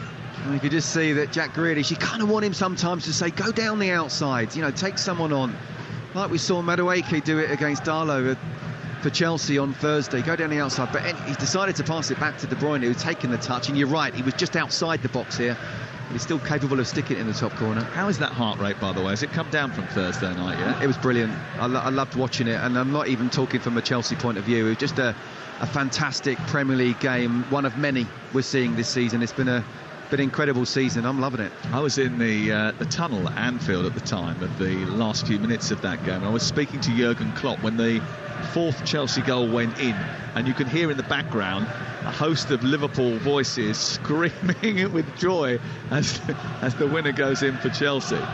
And he said he was keen to point out, that wasn't me, by the way. Yeah. Didn't want to stoke any rivalry before. Well, there's that rivalry tomorrow with Chelsea, with Liverpool, isn't there? But clearly there's a bigger one with United. Yes, and it will play itself out tomorrow on the Sunday session. The ball is on the halfway, and it's with Manchester City's Ruben Diaz across to Rodri. Rodri in command now, a little bit more composed than he was in the first half, where he had some moments. We've got half an hour to go. City leading by 2-1, and they need to post all 3 points today. The next stop is Real Madrid at the refurbished Bernabeu. Here's Haaland, edge of the area, on to Alvarez, out to Bob. Bob clips it towards the far post. Haaland goes up there, heads the ball down. Grealish tries to get it. It's cleared away by Anderson.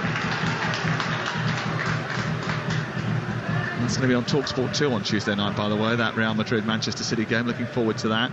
We've got all the Champions League and Europa League drama involving the British clubs on the network this week. Here is Mitchell in the left full-back position, trying to clear from a tight area. And again, that's not a great header this time by Diaz, and it's up to Eze, and then on to Mateta, who tries to turn away from Rodri. Play on, says the referee. They want the free kick here, Manchester City, and it's been given against him. Pep Guardiola looks interesting down there, doesn't he? Wearing his roll neck jumper, dressed, as you said, like Steve Jobs. But it's a yellow card for Mateta for his challenge on Rodri. But he's very animated today. I mean, he's always super animated, but this is next level stuff. No, well, look, he is always like that. And you know, these answers to the question about why did you speak to Jack Grealish on the pitch? You know, it's all about me. I've got a massive ego. Again, it's one of those questions a bit like, do I have to answer that? He does, though. You know, it's a question. Just answer it. The answer is, I don't see what's around me. I don't care what's around me. I'm so engrossed in what I'm doing that I'm just going to go up and tell the person I want to tell at that particular moment, and you guys make whatever you want of it. Again, he's one of those geniuses that, you know, don't question me, but he has to understand that questions do need to be asked. Yes, he doesn't enjoy the pre-match, the post-match, the midweek interrogation. That's what it is. Even pre-match, it looks like he doesn't like it. Do you know what? He just doesn't like us. Can't say anything controversial yet, or you know, have a go at the team. Doesn't matter if you say it's controversial or not. Even if you give him straight back questions, absolutely, you don't like that either. Absolutely. Listen, Sam, you and others do really well asking him questions, because it's not easy. Someone asked me about what it was like the other day. In fact, we was another reporter from another organisation as Palace put the ball out of play on this near side and make a substitution. Jeff Schlupp is going to come on, and who is he going to replace? The fourth official's got the ball in his hand, and he's going to replace Eze. Well, I think that might tell you a little bit of a story, actually. I don't think Eberechi Eze has had his best game in Palace colours. Schlupp is on for him. Yeah, someone asked me the other day, they'd done an interview with Pep Guardiola, and I'd done one, and they said to me, how did you find it? And I said, I always find it the same way. It's like jumping on the back of a bucking bronco and trying to hold on for as long as you can. No, absolutely. Mind you, I do remember doing a game with you here at Selhurst Park when Roy Hodgson was in charge, and it was a very interesting post-match, that one as well. Maybe it's just me. Yeah, I have to work on my my charisma. What's it called now? Riz. That's what you call it, isn't it? That's what yeah. I've seen that on TikTok. No, if Resh doesn't know, then it's not a real word. Yeah. Apparently, Riz is slightly different. One of the youngsters has said to me in my ears. So clearly, I don't know what I'm talking Producer about. Keelan knows. He's down with the kids. Yeah. 25 to go. Manchester City lead by 2-1. Here is Stones.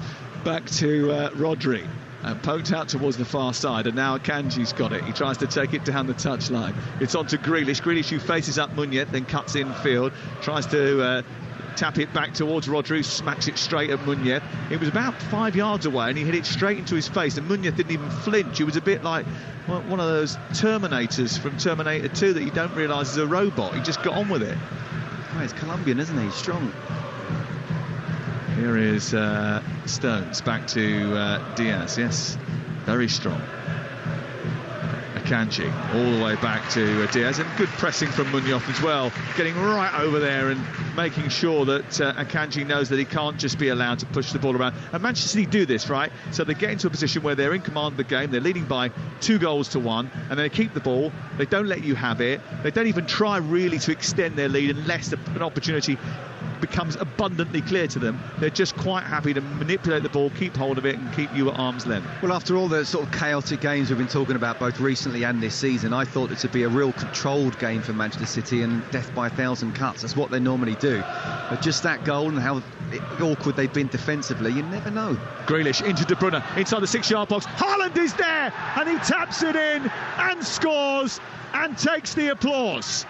Erling Haaland, who has been criticised over the last week or so, answers any criticism in exactly the right way. It's 30 goals for the season for Erling Haaland.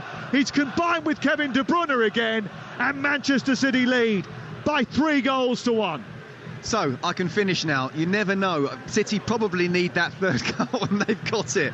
I mean, look, you know, what you have to say is this is City at their very best. They've got the ball out wide. Grealish has come inside into the box. De Bruyne has made that kind of inverted run. He then cuts the ball back.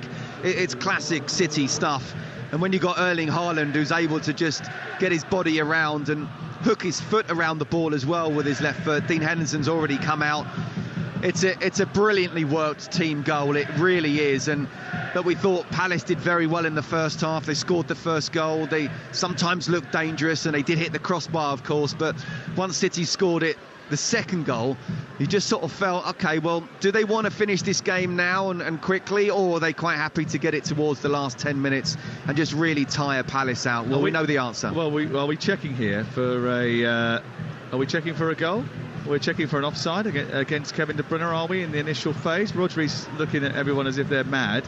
Are we going to get stopped here? No, we're going to get the goal continuing. We've waited for a little longer than maybe I thought was necessary. No one told anyone, obviously. Why on earth would you tell everyone inside the stadium what you're checking for? I mean, they've only paid 50 quid to come and watch the game. I mean, you know, why should they be told what's going on? You're listening to Crystal Palace 1, Manchester City 3 on Talksport with Super 6. Predict 6 correct scores from this weekend's action, and you could win £250,000 without spending a penny. 18 plus terms and conditions do apply. It's so frustrating, isn't it? Yeah, look, I mean, what I would say is that this isn't the perfect example to have a go at communication, but absolutely communication should be a lot better. Here is Bob chasing a ball into the penalty area. It's into the box by Akanji, but it's cleared away out on this near touchline. And now it's with Stones.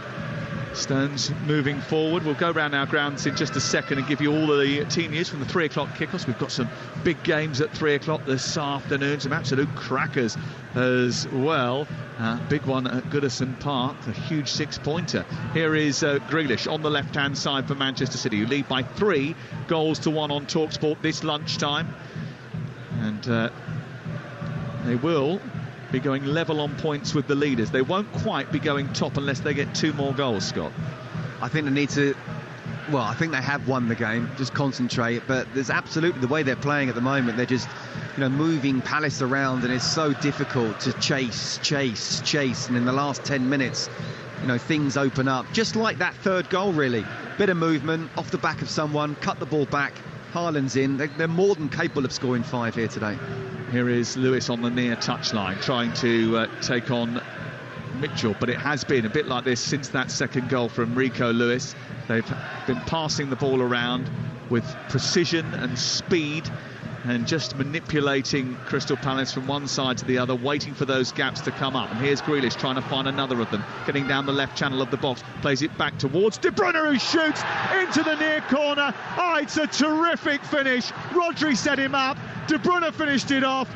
Manchester City have 4 goals away at Crystal Palace, and they are signalling their intentions to the other title contenders that they are going to be incredibly difficult to shake off. De Bruyne's run the game, and he's probably won the game. 4-1. Absolutely, and look, this is nothing against Crystal Palace. Just look what they did against Aston Villa midweek, but it's just brilliant stuff. It's pass, but movement all the time. Grealish playing a 1-2 with Kevin De Bruyne, and he's playing it back again. Then it's to Rodri, goes back to Kevin De Bruyne, who is on his left foot, and he strikes the ball. Dean Henderson's got no chance. It doesn't matter how many numbers you try and bring back. It's so difficult to mark that passing and movement. It's brilliant play for Manchester City. Grealish involved again. Rodri's your holding midfielder, and he's the one laying off inside the box to De Bruyne. And De Bruyne, you're absolutely right. He's ran the game almost from start, certainly to finish. It's been a fantastic performance, and 1-0, they didn't panic. 4-1, could easily get that 5th. Well, they won 4-1 in midweek. They're 4-1 up now. They need 1 goal to go top of the Premier League, and they are going to make changes here. Kovacic and Matthias Nunez going to come on with the idea of preserving 1 or 2 for the Bernabeu in midweek. That goal, by the way, a second of the day, Kevin De Bruyne, means that he has now got 100 goals for Manchester City. He only scored 2 goals in his last 13 appearances before today. He's got 2 goals this afternoon. He's 100. He's a centurion, Kevin De Bruyne, now that he has scored that goal. Congratulations to him. Let's find out what's going to happen at Molineux this afternoon. Team news comes from Talksport's Adam Bridge. Wolves make 2 changes from the draw at Burnley. Hugo Bueno and Chiwame replaced by Santiago Buana and Doyle, as Wolves revert to a familiar back 3, with Doyle suggested as a false 9. West Ham welcome back Edson Alvarez from suspension. He's in for Mikel Antonio, with 15-goal Jarrod Bowen moving up front. Thank you very much to Adam Bridge. He'll be on our show from 2:30 as we take you around the ground. So will Ollie Klink, who's at Craven Cottage for Fulham against Newcastle. 3 changes for Fulham from their defeat at Forest. Sam, out come Tete, Lukic and Wilson. In come Castagna, Kearney and Willian. There are 2 changes for Newcastle from their draw with Everton. Anderson and Barnes drop to the bench. In come Willock and Gordon. Here is Haaland inside the penalty area, taking on Hughes, then trying to set the ball back towards Rodri, and it's half cleared away by the Palace defence and cleared up towards the halfway line.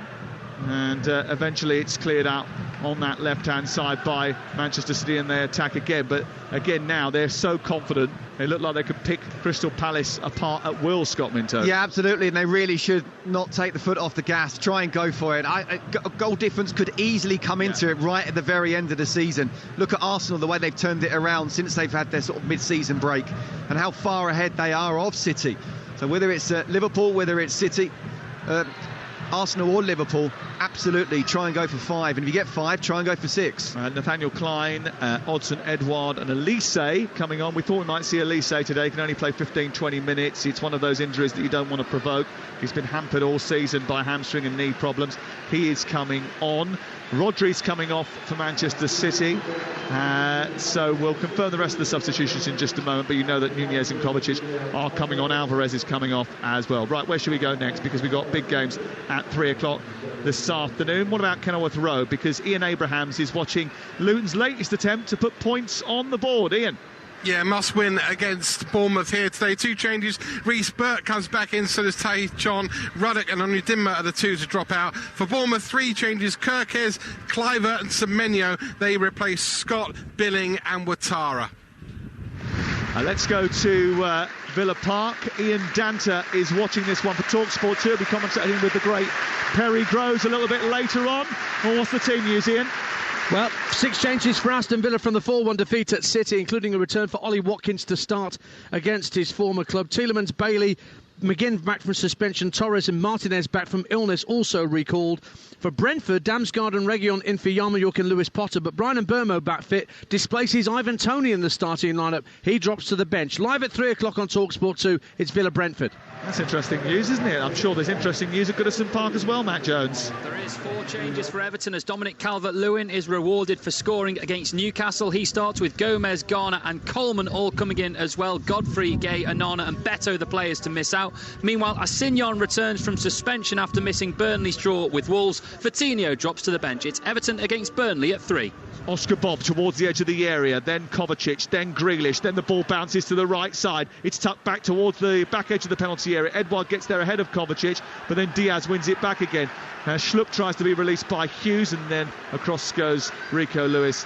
And Kevin De Bruyne, who's the back marker now, sees it back to his goalkeeper. So Elise, Schlupp, Klein and Edouard on for Palace. Mitchell, Eze, Mateta and Ayew off.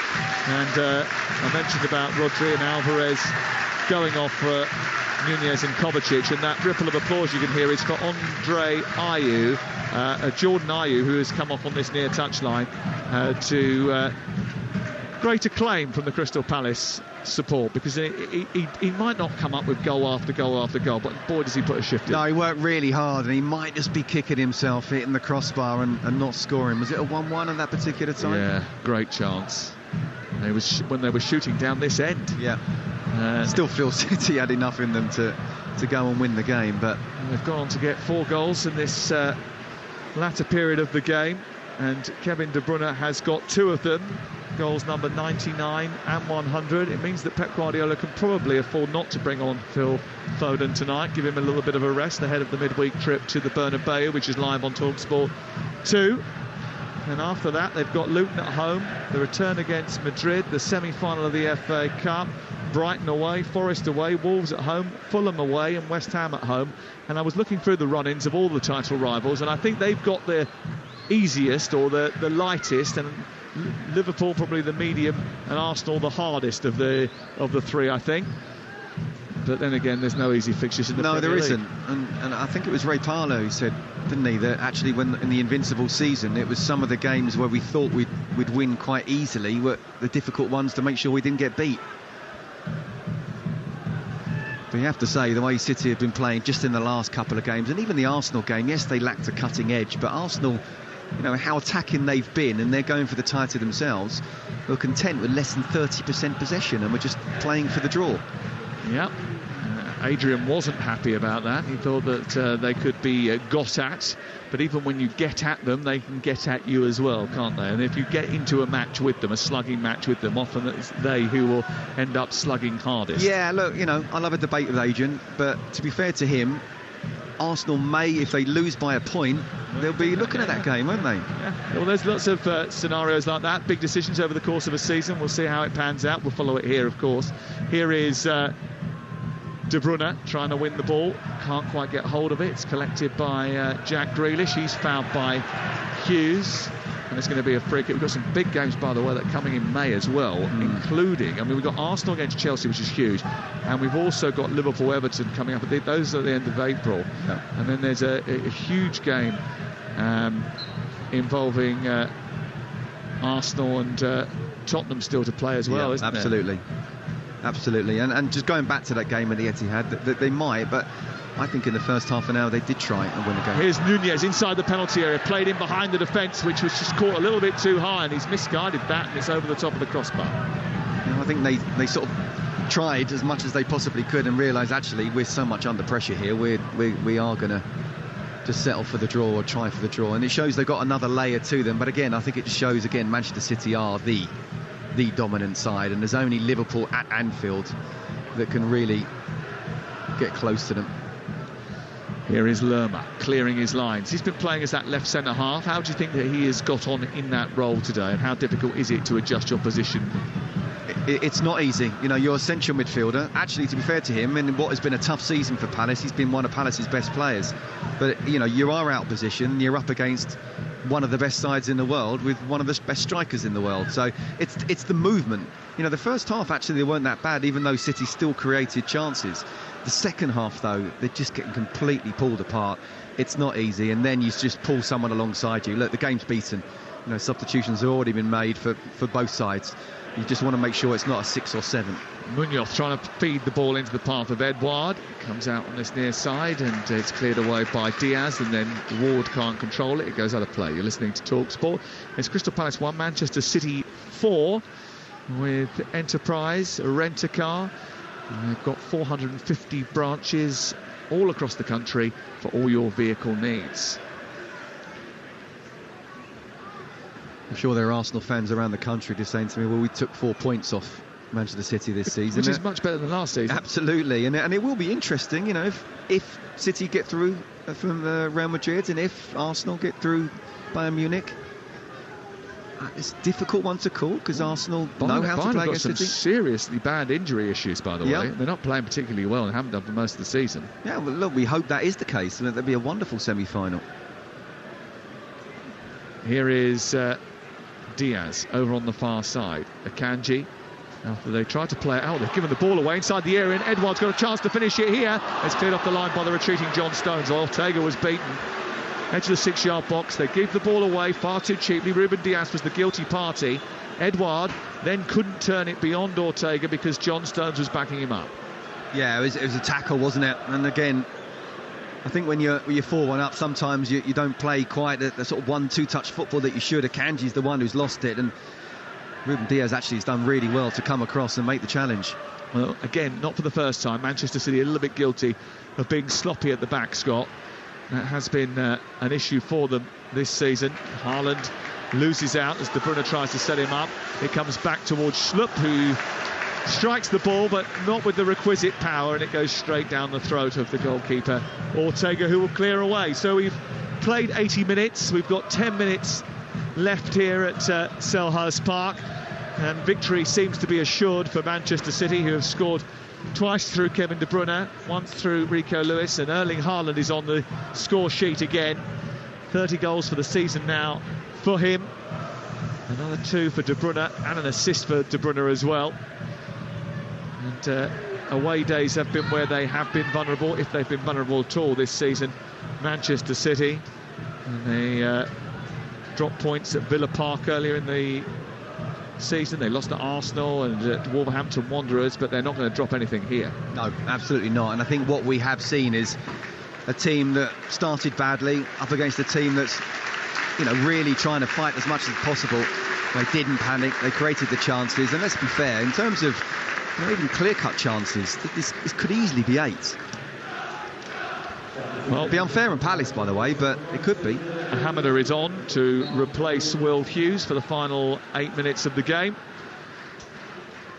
And Palace themselves, I think they shouldn't have any trouble whatsoever. If you've got 30 points at this stage of the season, they should be absolutely done and dusted, especially bearing in mind that Everton may well get an extra points deduction, but they do have to go to Anfield next. Then they've got to play West Ham here, a game that could easily go either way. Newcastle at home similarly. Fulham away, very difficult place to go. Manchester United at home. Wolverhampton Wanderers away. You never know what they might be fighting for at that time. And then Aston Villa on the final day of the season, with Aston Villa potentially trying to ensure that they finish in the top 4. So, listen, they won't get sucked into it, but it might not be the most comfortable end to the season. Here's Elise down the right-hand side. He might make things a little bit better. He bursts into the box. Across goes Akanji, goes down. Free kick is given against the French under-21 start.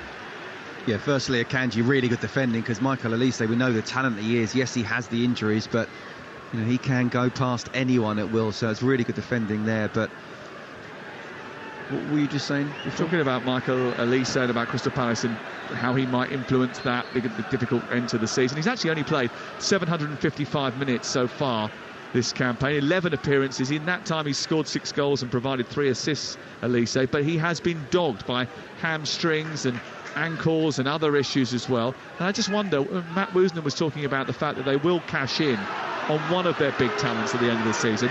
Would big clubs be put off by that injury record? Yes, I think so. I mean, look, he is a talent. Of that, there's no doubt. And maybe the sports science department could turn around and say, well, look, we believe we're better. I don't know whether they are, but we can keep this guy fit. We'll find out, etc. But in terms of pure talent, he is a top 4 player. But you need him to be playing on the pitch to be able to prove the type of money they'd have to pay with a new contract. Here is Nunez out wide towards Bob. Bob back in field.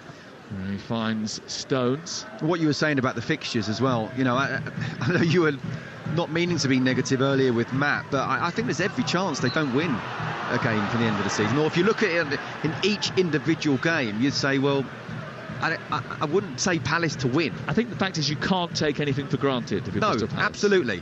But I do think that gap is big enough. Now, the problem is, if they don't win, or they win just one game from here to the end of the season, you look at Glasner's record when he's come in, and then what are they going to do financially? Are they going to sell one or two of their best players? And then how are you going to replace that? Then what does that mean for, again, from a fan's point of view, for the start of next season? What kind of belief are they going to have that this is going to be a really good season, the one where they're looking for to kick on? It's a difficult time at the moment for Palace. Yep, and that after starting the game so brightly and going in front and having chances to really trouble Manchester City. Sorry, I say it's a difficult time. I mean, go to Charlton, my club. Could easily be down in the third tier. Here is Schlupp, played in by Hamada on the left-hand side, going into the near post. Edouard is there to finish it off and score a second goal on the afternoon for Crystal Palace. Nothing more than a consolation, but a goal which once again exposes the frailties of the Manchester City defence, and probably an example of just where they've been this afternoon.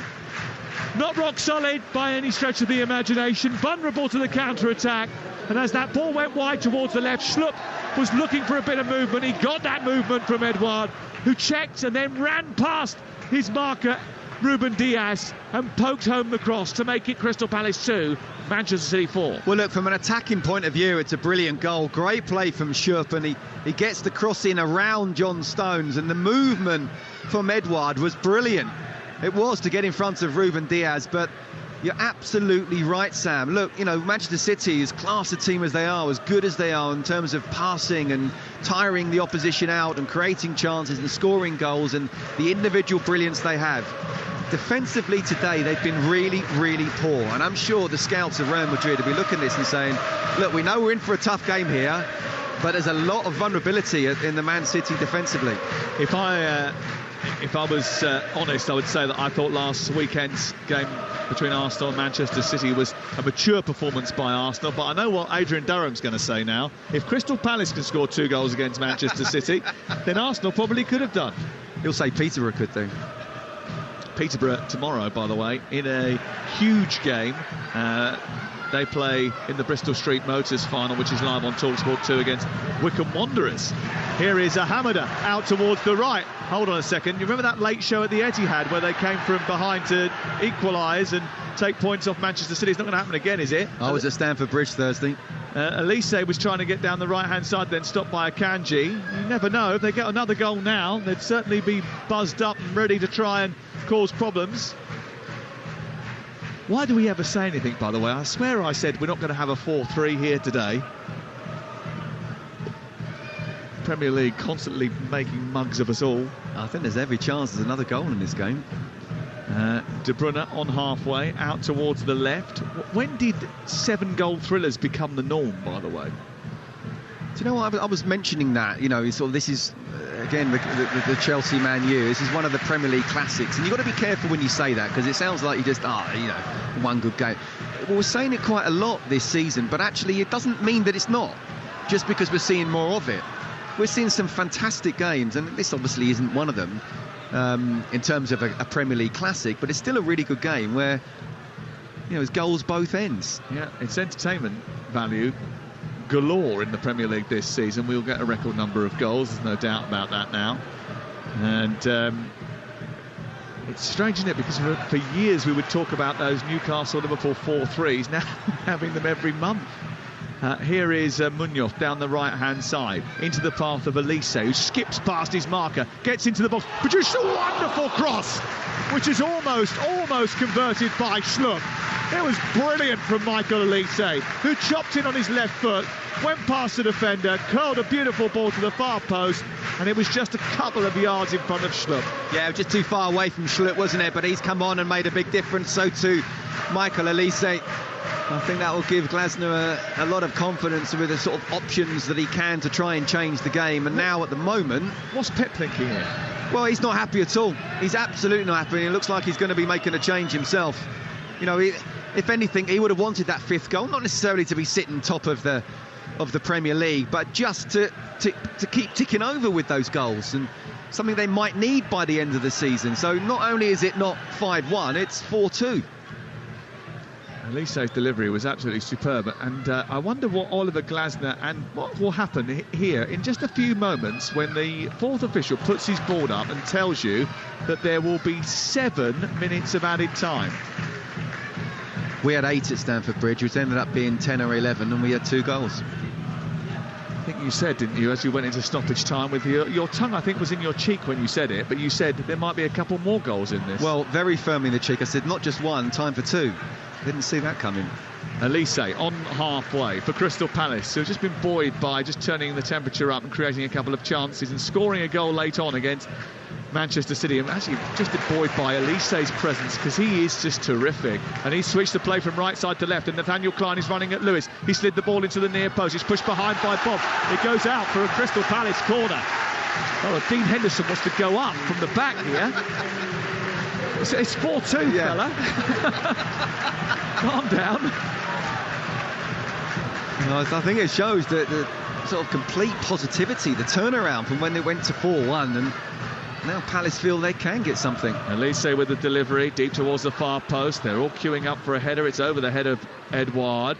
De Bruyne gets it away. Lerma keeps the pressure on and turns it out towards the near side, where it's collected by Hamada, who gets into the box onto his right foot, shoots towards the near post, and actually he needed someone cutting across there to finish that off. It didn't quite happen, and it's gobbled up by Ortega. But even that, you know, it's a shot on goal. As you say, someone comes across, gets a little touch, Ortega's beaten. But, you know, whether City win this game or not, they've showed a lot of vulnerability. Oh, De Bruyne has powered away from Joel Ward. He's gone into the penalty area. Anderson's come across, and the ball eventually smuggled behind by Jefferson Lerman and out for a corner. There was every chance there that Kevin De Bruyne was licking his lips at the possibility of a hat-trick. He's not going to get that, because he's going to be replaced for the final few seconds by Bernardo Silva. Crystal Palace 2, Manchester City 4 on Talksport with Now. And don't forget that with Now you can stream all the Sky Sports action like Brighton Arsenal live today, contract-free, with a Now Sports membership. Search Now Sports. 4-2, Manchester City. Ball out of play over on the far side. A corner kick to be taken by Jack Grealish. I wonder how comfortable Pep Guardiola has been with the performance. We'll ask him. See what he says. Good luck. Get on that bucking Bronco again.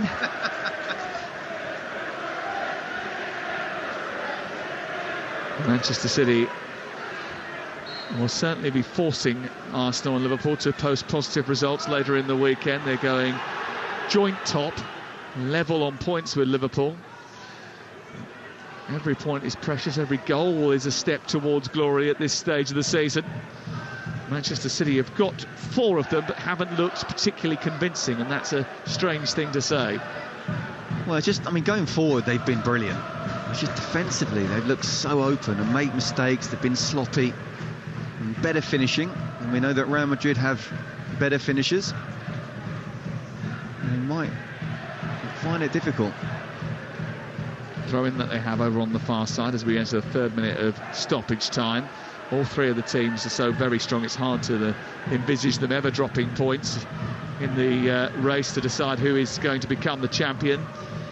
But those jaws between the 2 of them are all done now.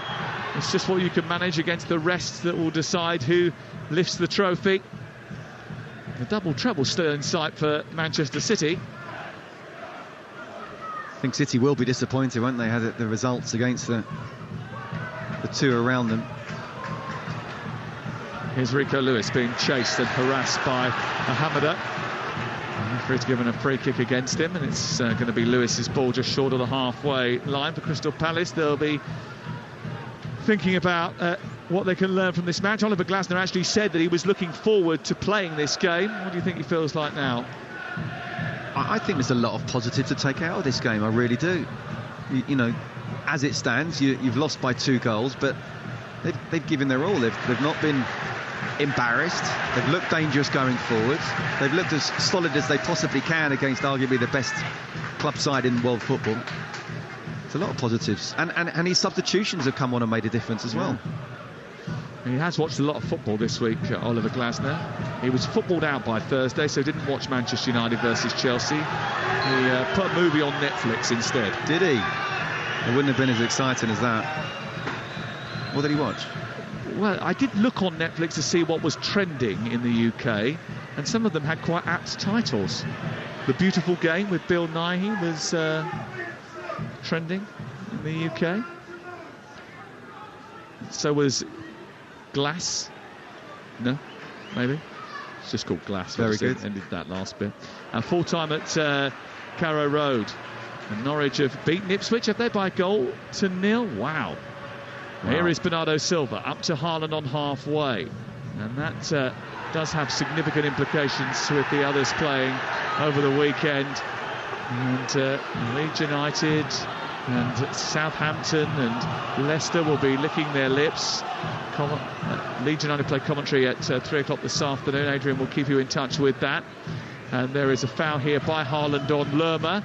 And the referee just stopping to see that Lerma is okay. He's going to give an uncontested drop ball because he thinks it was just a coming together. And nothing more than that. There was certainly a little bit more than just a coming together, I think. Yeah.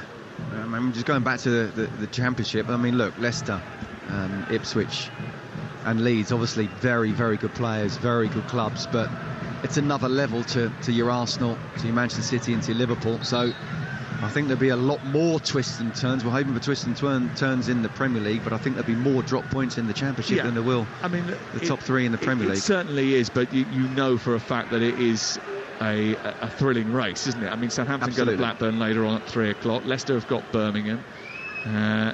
Leeds go to Coventry at 3 o'clock this afternoon.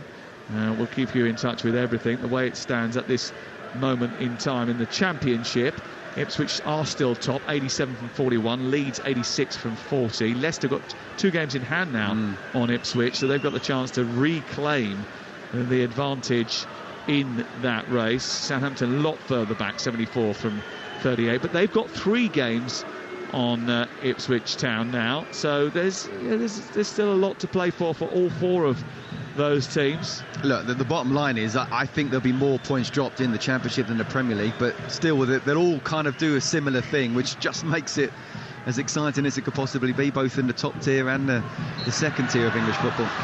Yeah.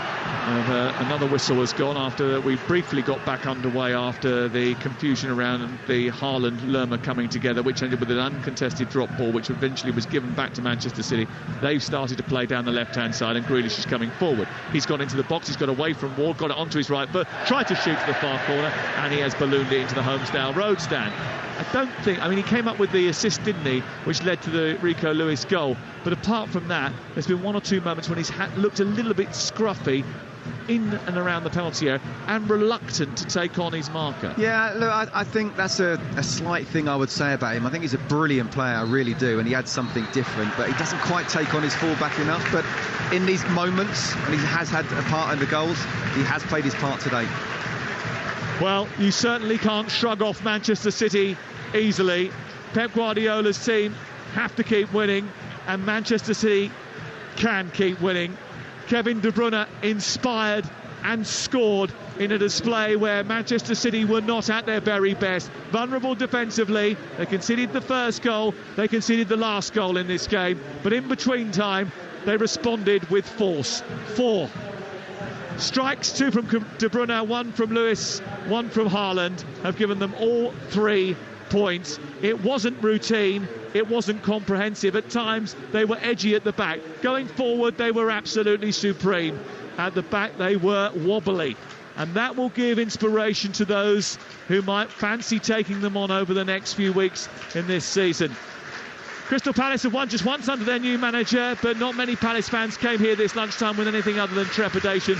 They actually played their part in what was a very entertaining game. But it is Manchester City who are right in the thick of a three-way fight for big honours at the top of the Premier League. They go level on points for now with Liverpool after beating Palace away from home by 4-2. Sam Matterface, thank you very much indeed. Yes, certainly an entertaining game here at Crystal Palace. I know that there were Manchester City fans who were a little bit nervous about this one, potentially a banana skin for them. They needn't have worried if you look at the result in itself, but if you watch the game you could see exactly what Sam said about the defensive frailties of this Manchester City side. They are not at their very best. They're just now heading over to their fans in the Arthur Waite stand who are clapping them at the moment. They're going to pay homage to their supporters who've travelled all the way down to South London from the north, and that is as the Crystal Palace players as well clapping their fans. They are heading off in between the Holmesdale Road stand and the main stand, which is on their way to the dressing room through the corner of the pitch. Scott Minto is alongside me. As Sam said, look, you cannot shake off Manchester City. They are well in the mix. But the important thing today is if you look at the Premier League table and you look at the goal difference, they conceded 2 today. After scoring 4, they'd got themselves to within -1, I should say, of Liverpool, who are top. Arsenal still way ahead. So Liverpool and Manchester City, first and second respectively, on 70 points. Arsenal with a chance to go top later on. They are 2 points behind, but the goal difference is key at this stage, and it could all boil down to that. So when Manchester City, given the experience they have, given the players and the quality of the personnel that they have, they should not be conceding 2 goals in the manner in which they did, because now they've given themselves a bit more of a problem. Well, they have, and I don't think they will care about sitting top of the Premier League right now, because it will only be a couple of hours if Arsenal go and win that they'll go back top. But it could matter at the very end, and you're absolutely right. So I think the fact that Arsenal on 48, Manchester City on 40, that's going to be very difficult to catch in just 7 matches. And there was a point there where they went 4-1 up, and you're thinking they could easily get that 5th, and maybe even the 6th as well. And they just kind of switched off a bit. Maybe Rodri coming off. He didn't have the best of games, and at times he gave the ball away in position don't expect Rodri to do, but he still helps control the tempo of the game, and I think that maybe didn't help City. And you said in commentary, didn't you, that they should not stop this intensity. They've got to keep this up. No, and Pep doesn't, and Pep won't be happy, and I'm looking forward to hearing Sam speak to Pep and just we all are. I want him to really go at Pep and say that's not good enough, Pep. No. But I mean, look, can we have a camera on him as well? I don't listen. I think there were a number of defensive performances that weren't particularly good today, but I also think not having Kyle Walker in the side is a massive difference. He's just not just about his pace, but the way he can read the game, the way he can lead. He's one of the captains in the side, and I think when he's not playing, City don't look as good defensively. And sometimes people can say, oh yeah, but there's this and that, and try and make the sound really intelligent. Kyle Walker in the Manchester City side, I don't believe they concede 2 goals, and they certainly don't look as frail defensively. And I don't know when he's going to be back, but if he doesn't play against Real Madrid, then Real Madrid, looking at this Manchester City side defensively, will be licking their lips. Absolutely. What did you make of John Stones' performance in defence then? I thought he was fine. I'd probably give him a 7, a 6.5, 7. He wasn't outstanding. There were times where he tried to get forward and even down the right-hand side, and he made some really good runs, almost as a right winger. But he's capable of doing that. But again, defensively, he was part of that defence, especially in the first 10-15 minutes, that did look vulnerable. He wasn't able to catch Mateta. He doesn't quite look 100% to me, but still having John Stones in the side is still better than not having him in the side. Yeah, better than not having him. What about from the perspective of Oliver Glasner? Definitely positive for Crystal Palace. There's no shame in losing to Manchester City. They still scored 2 goals against them, albeit it was City's defensive frailties, but certainly at least they had the end product today, which is not something that can be said for Crystal Palace throughout this season. Look, when you play City at home, or home or away, you know you could get hurt, you could get embarrassed. If you're a Crystal Palace side and down, then clearly you're fighting against world-class players. But the way they played, the way they fought, the way they scored that first goal from Mateta, the way they created chances, the way they hustled and harried Rodri to make mistakes, I think he can be very proud of the performance. And you don't often say that after conceding 4 goals. Manchester City are that good going forward. And one thing I think the fans can look at Glasner and say, well, do you know what? He made substitutions that actually made an impact, and they look better going forward. And if anything, the biggest compliment I can give them, if there was to be another goal, it probably wouldn't look like it was coming from Palace, even though City are capable of a goal at any second, at any moment. I think there's a lot of positive to take. I just do worry about Palace going forward in the medium to long term. If they do sell 1 or 2 of their best 3 players, are they going to be able to replace those players? Are they going to be able to kick on? Or next season, which I think the Premier League will be more difficult, where are they going to be next season? Because they were saying almost the season was over once they got out of the FA Cup. So it's a tough one. They're not 100% out of the relegation race. I'm like Sam, I don't believe 30 points might even be enough, but they're probably 1 win away.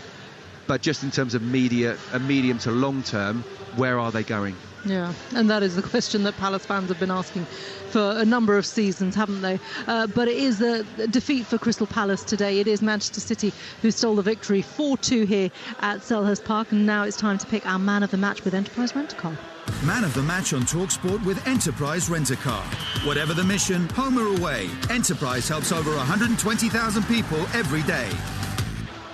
There can only be one, can't there, Scott Minto? Who are you going for? Are you pushing me into... I'm just suggesting that... It was that... like Phil Foden at midweek, wasn't it? There's a camera going. No, Ali was exactly. Like... You tell who could it be? Do you want to say it? I'm going to say it is good. It is so good. When he's good, he is so good. Mr. KDB. Absolutely. Kevin De Bruyne. It wasn't just about the goals, but again, when you're 1-0 down, it's showing the character. You want your leaders to step up and say, we're not going to panic. He did that with that equaliser. It was a wonderful goal with his left foot. In a way, it's a shame he didn't score with a header, because that would have been the perfect hat-trick. Although any hat-trick's perfect, really. But he just controlled the game. Tempo was brilliant. So, what a player he is. What a player he is. He's scored 100 goals now for Manchester City as well with his 2 to date. This is the stats for Kevin De Bruyne in this game. 74 passes, 98 touches, passing accuracy 81.1%. I'll be honest with you, I'm not bothered about passing accuracy. You can give 100%. All right, there I was thinking that's nice. No, it's just that you can have 100% passing accuracy if you're passing 5 yards backwards all the time. He always tries to look forward. So, he affects the game. I have to say, well done, producer Sal, for coming out with those stats in the first place. But you're picking fights with everyone today. No, I'm not. He's trying to be Adrian Durham. No, I'm not. I'm definitely not trying to be Adrian Durham. There's only one Adrian Durham.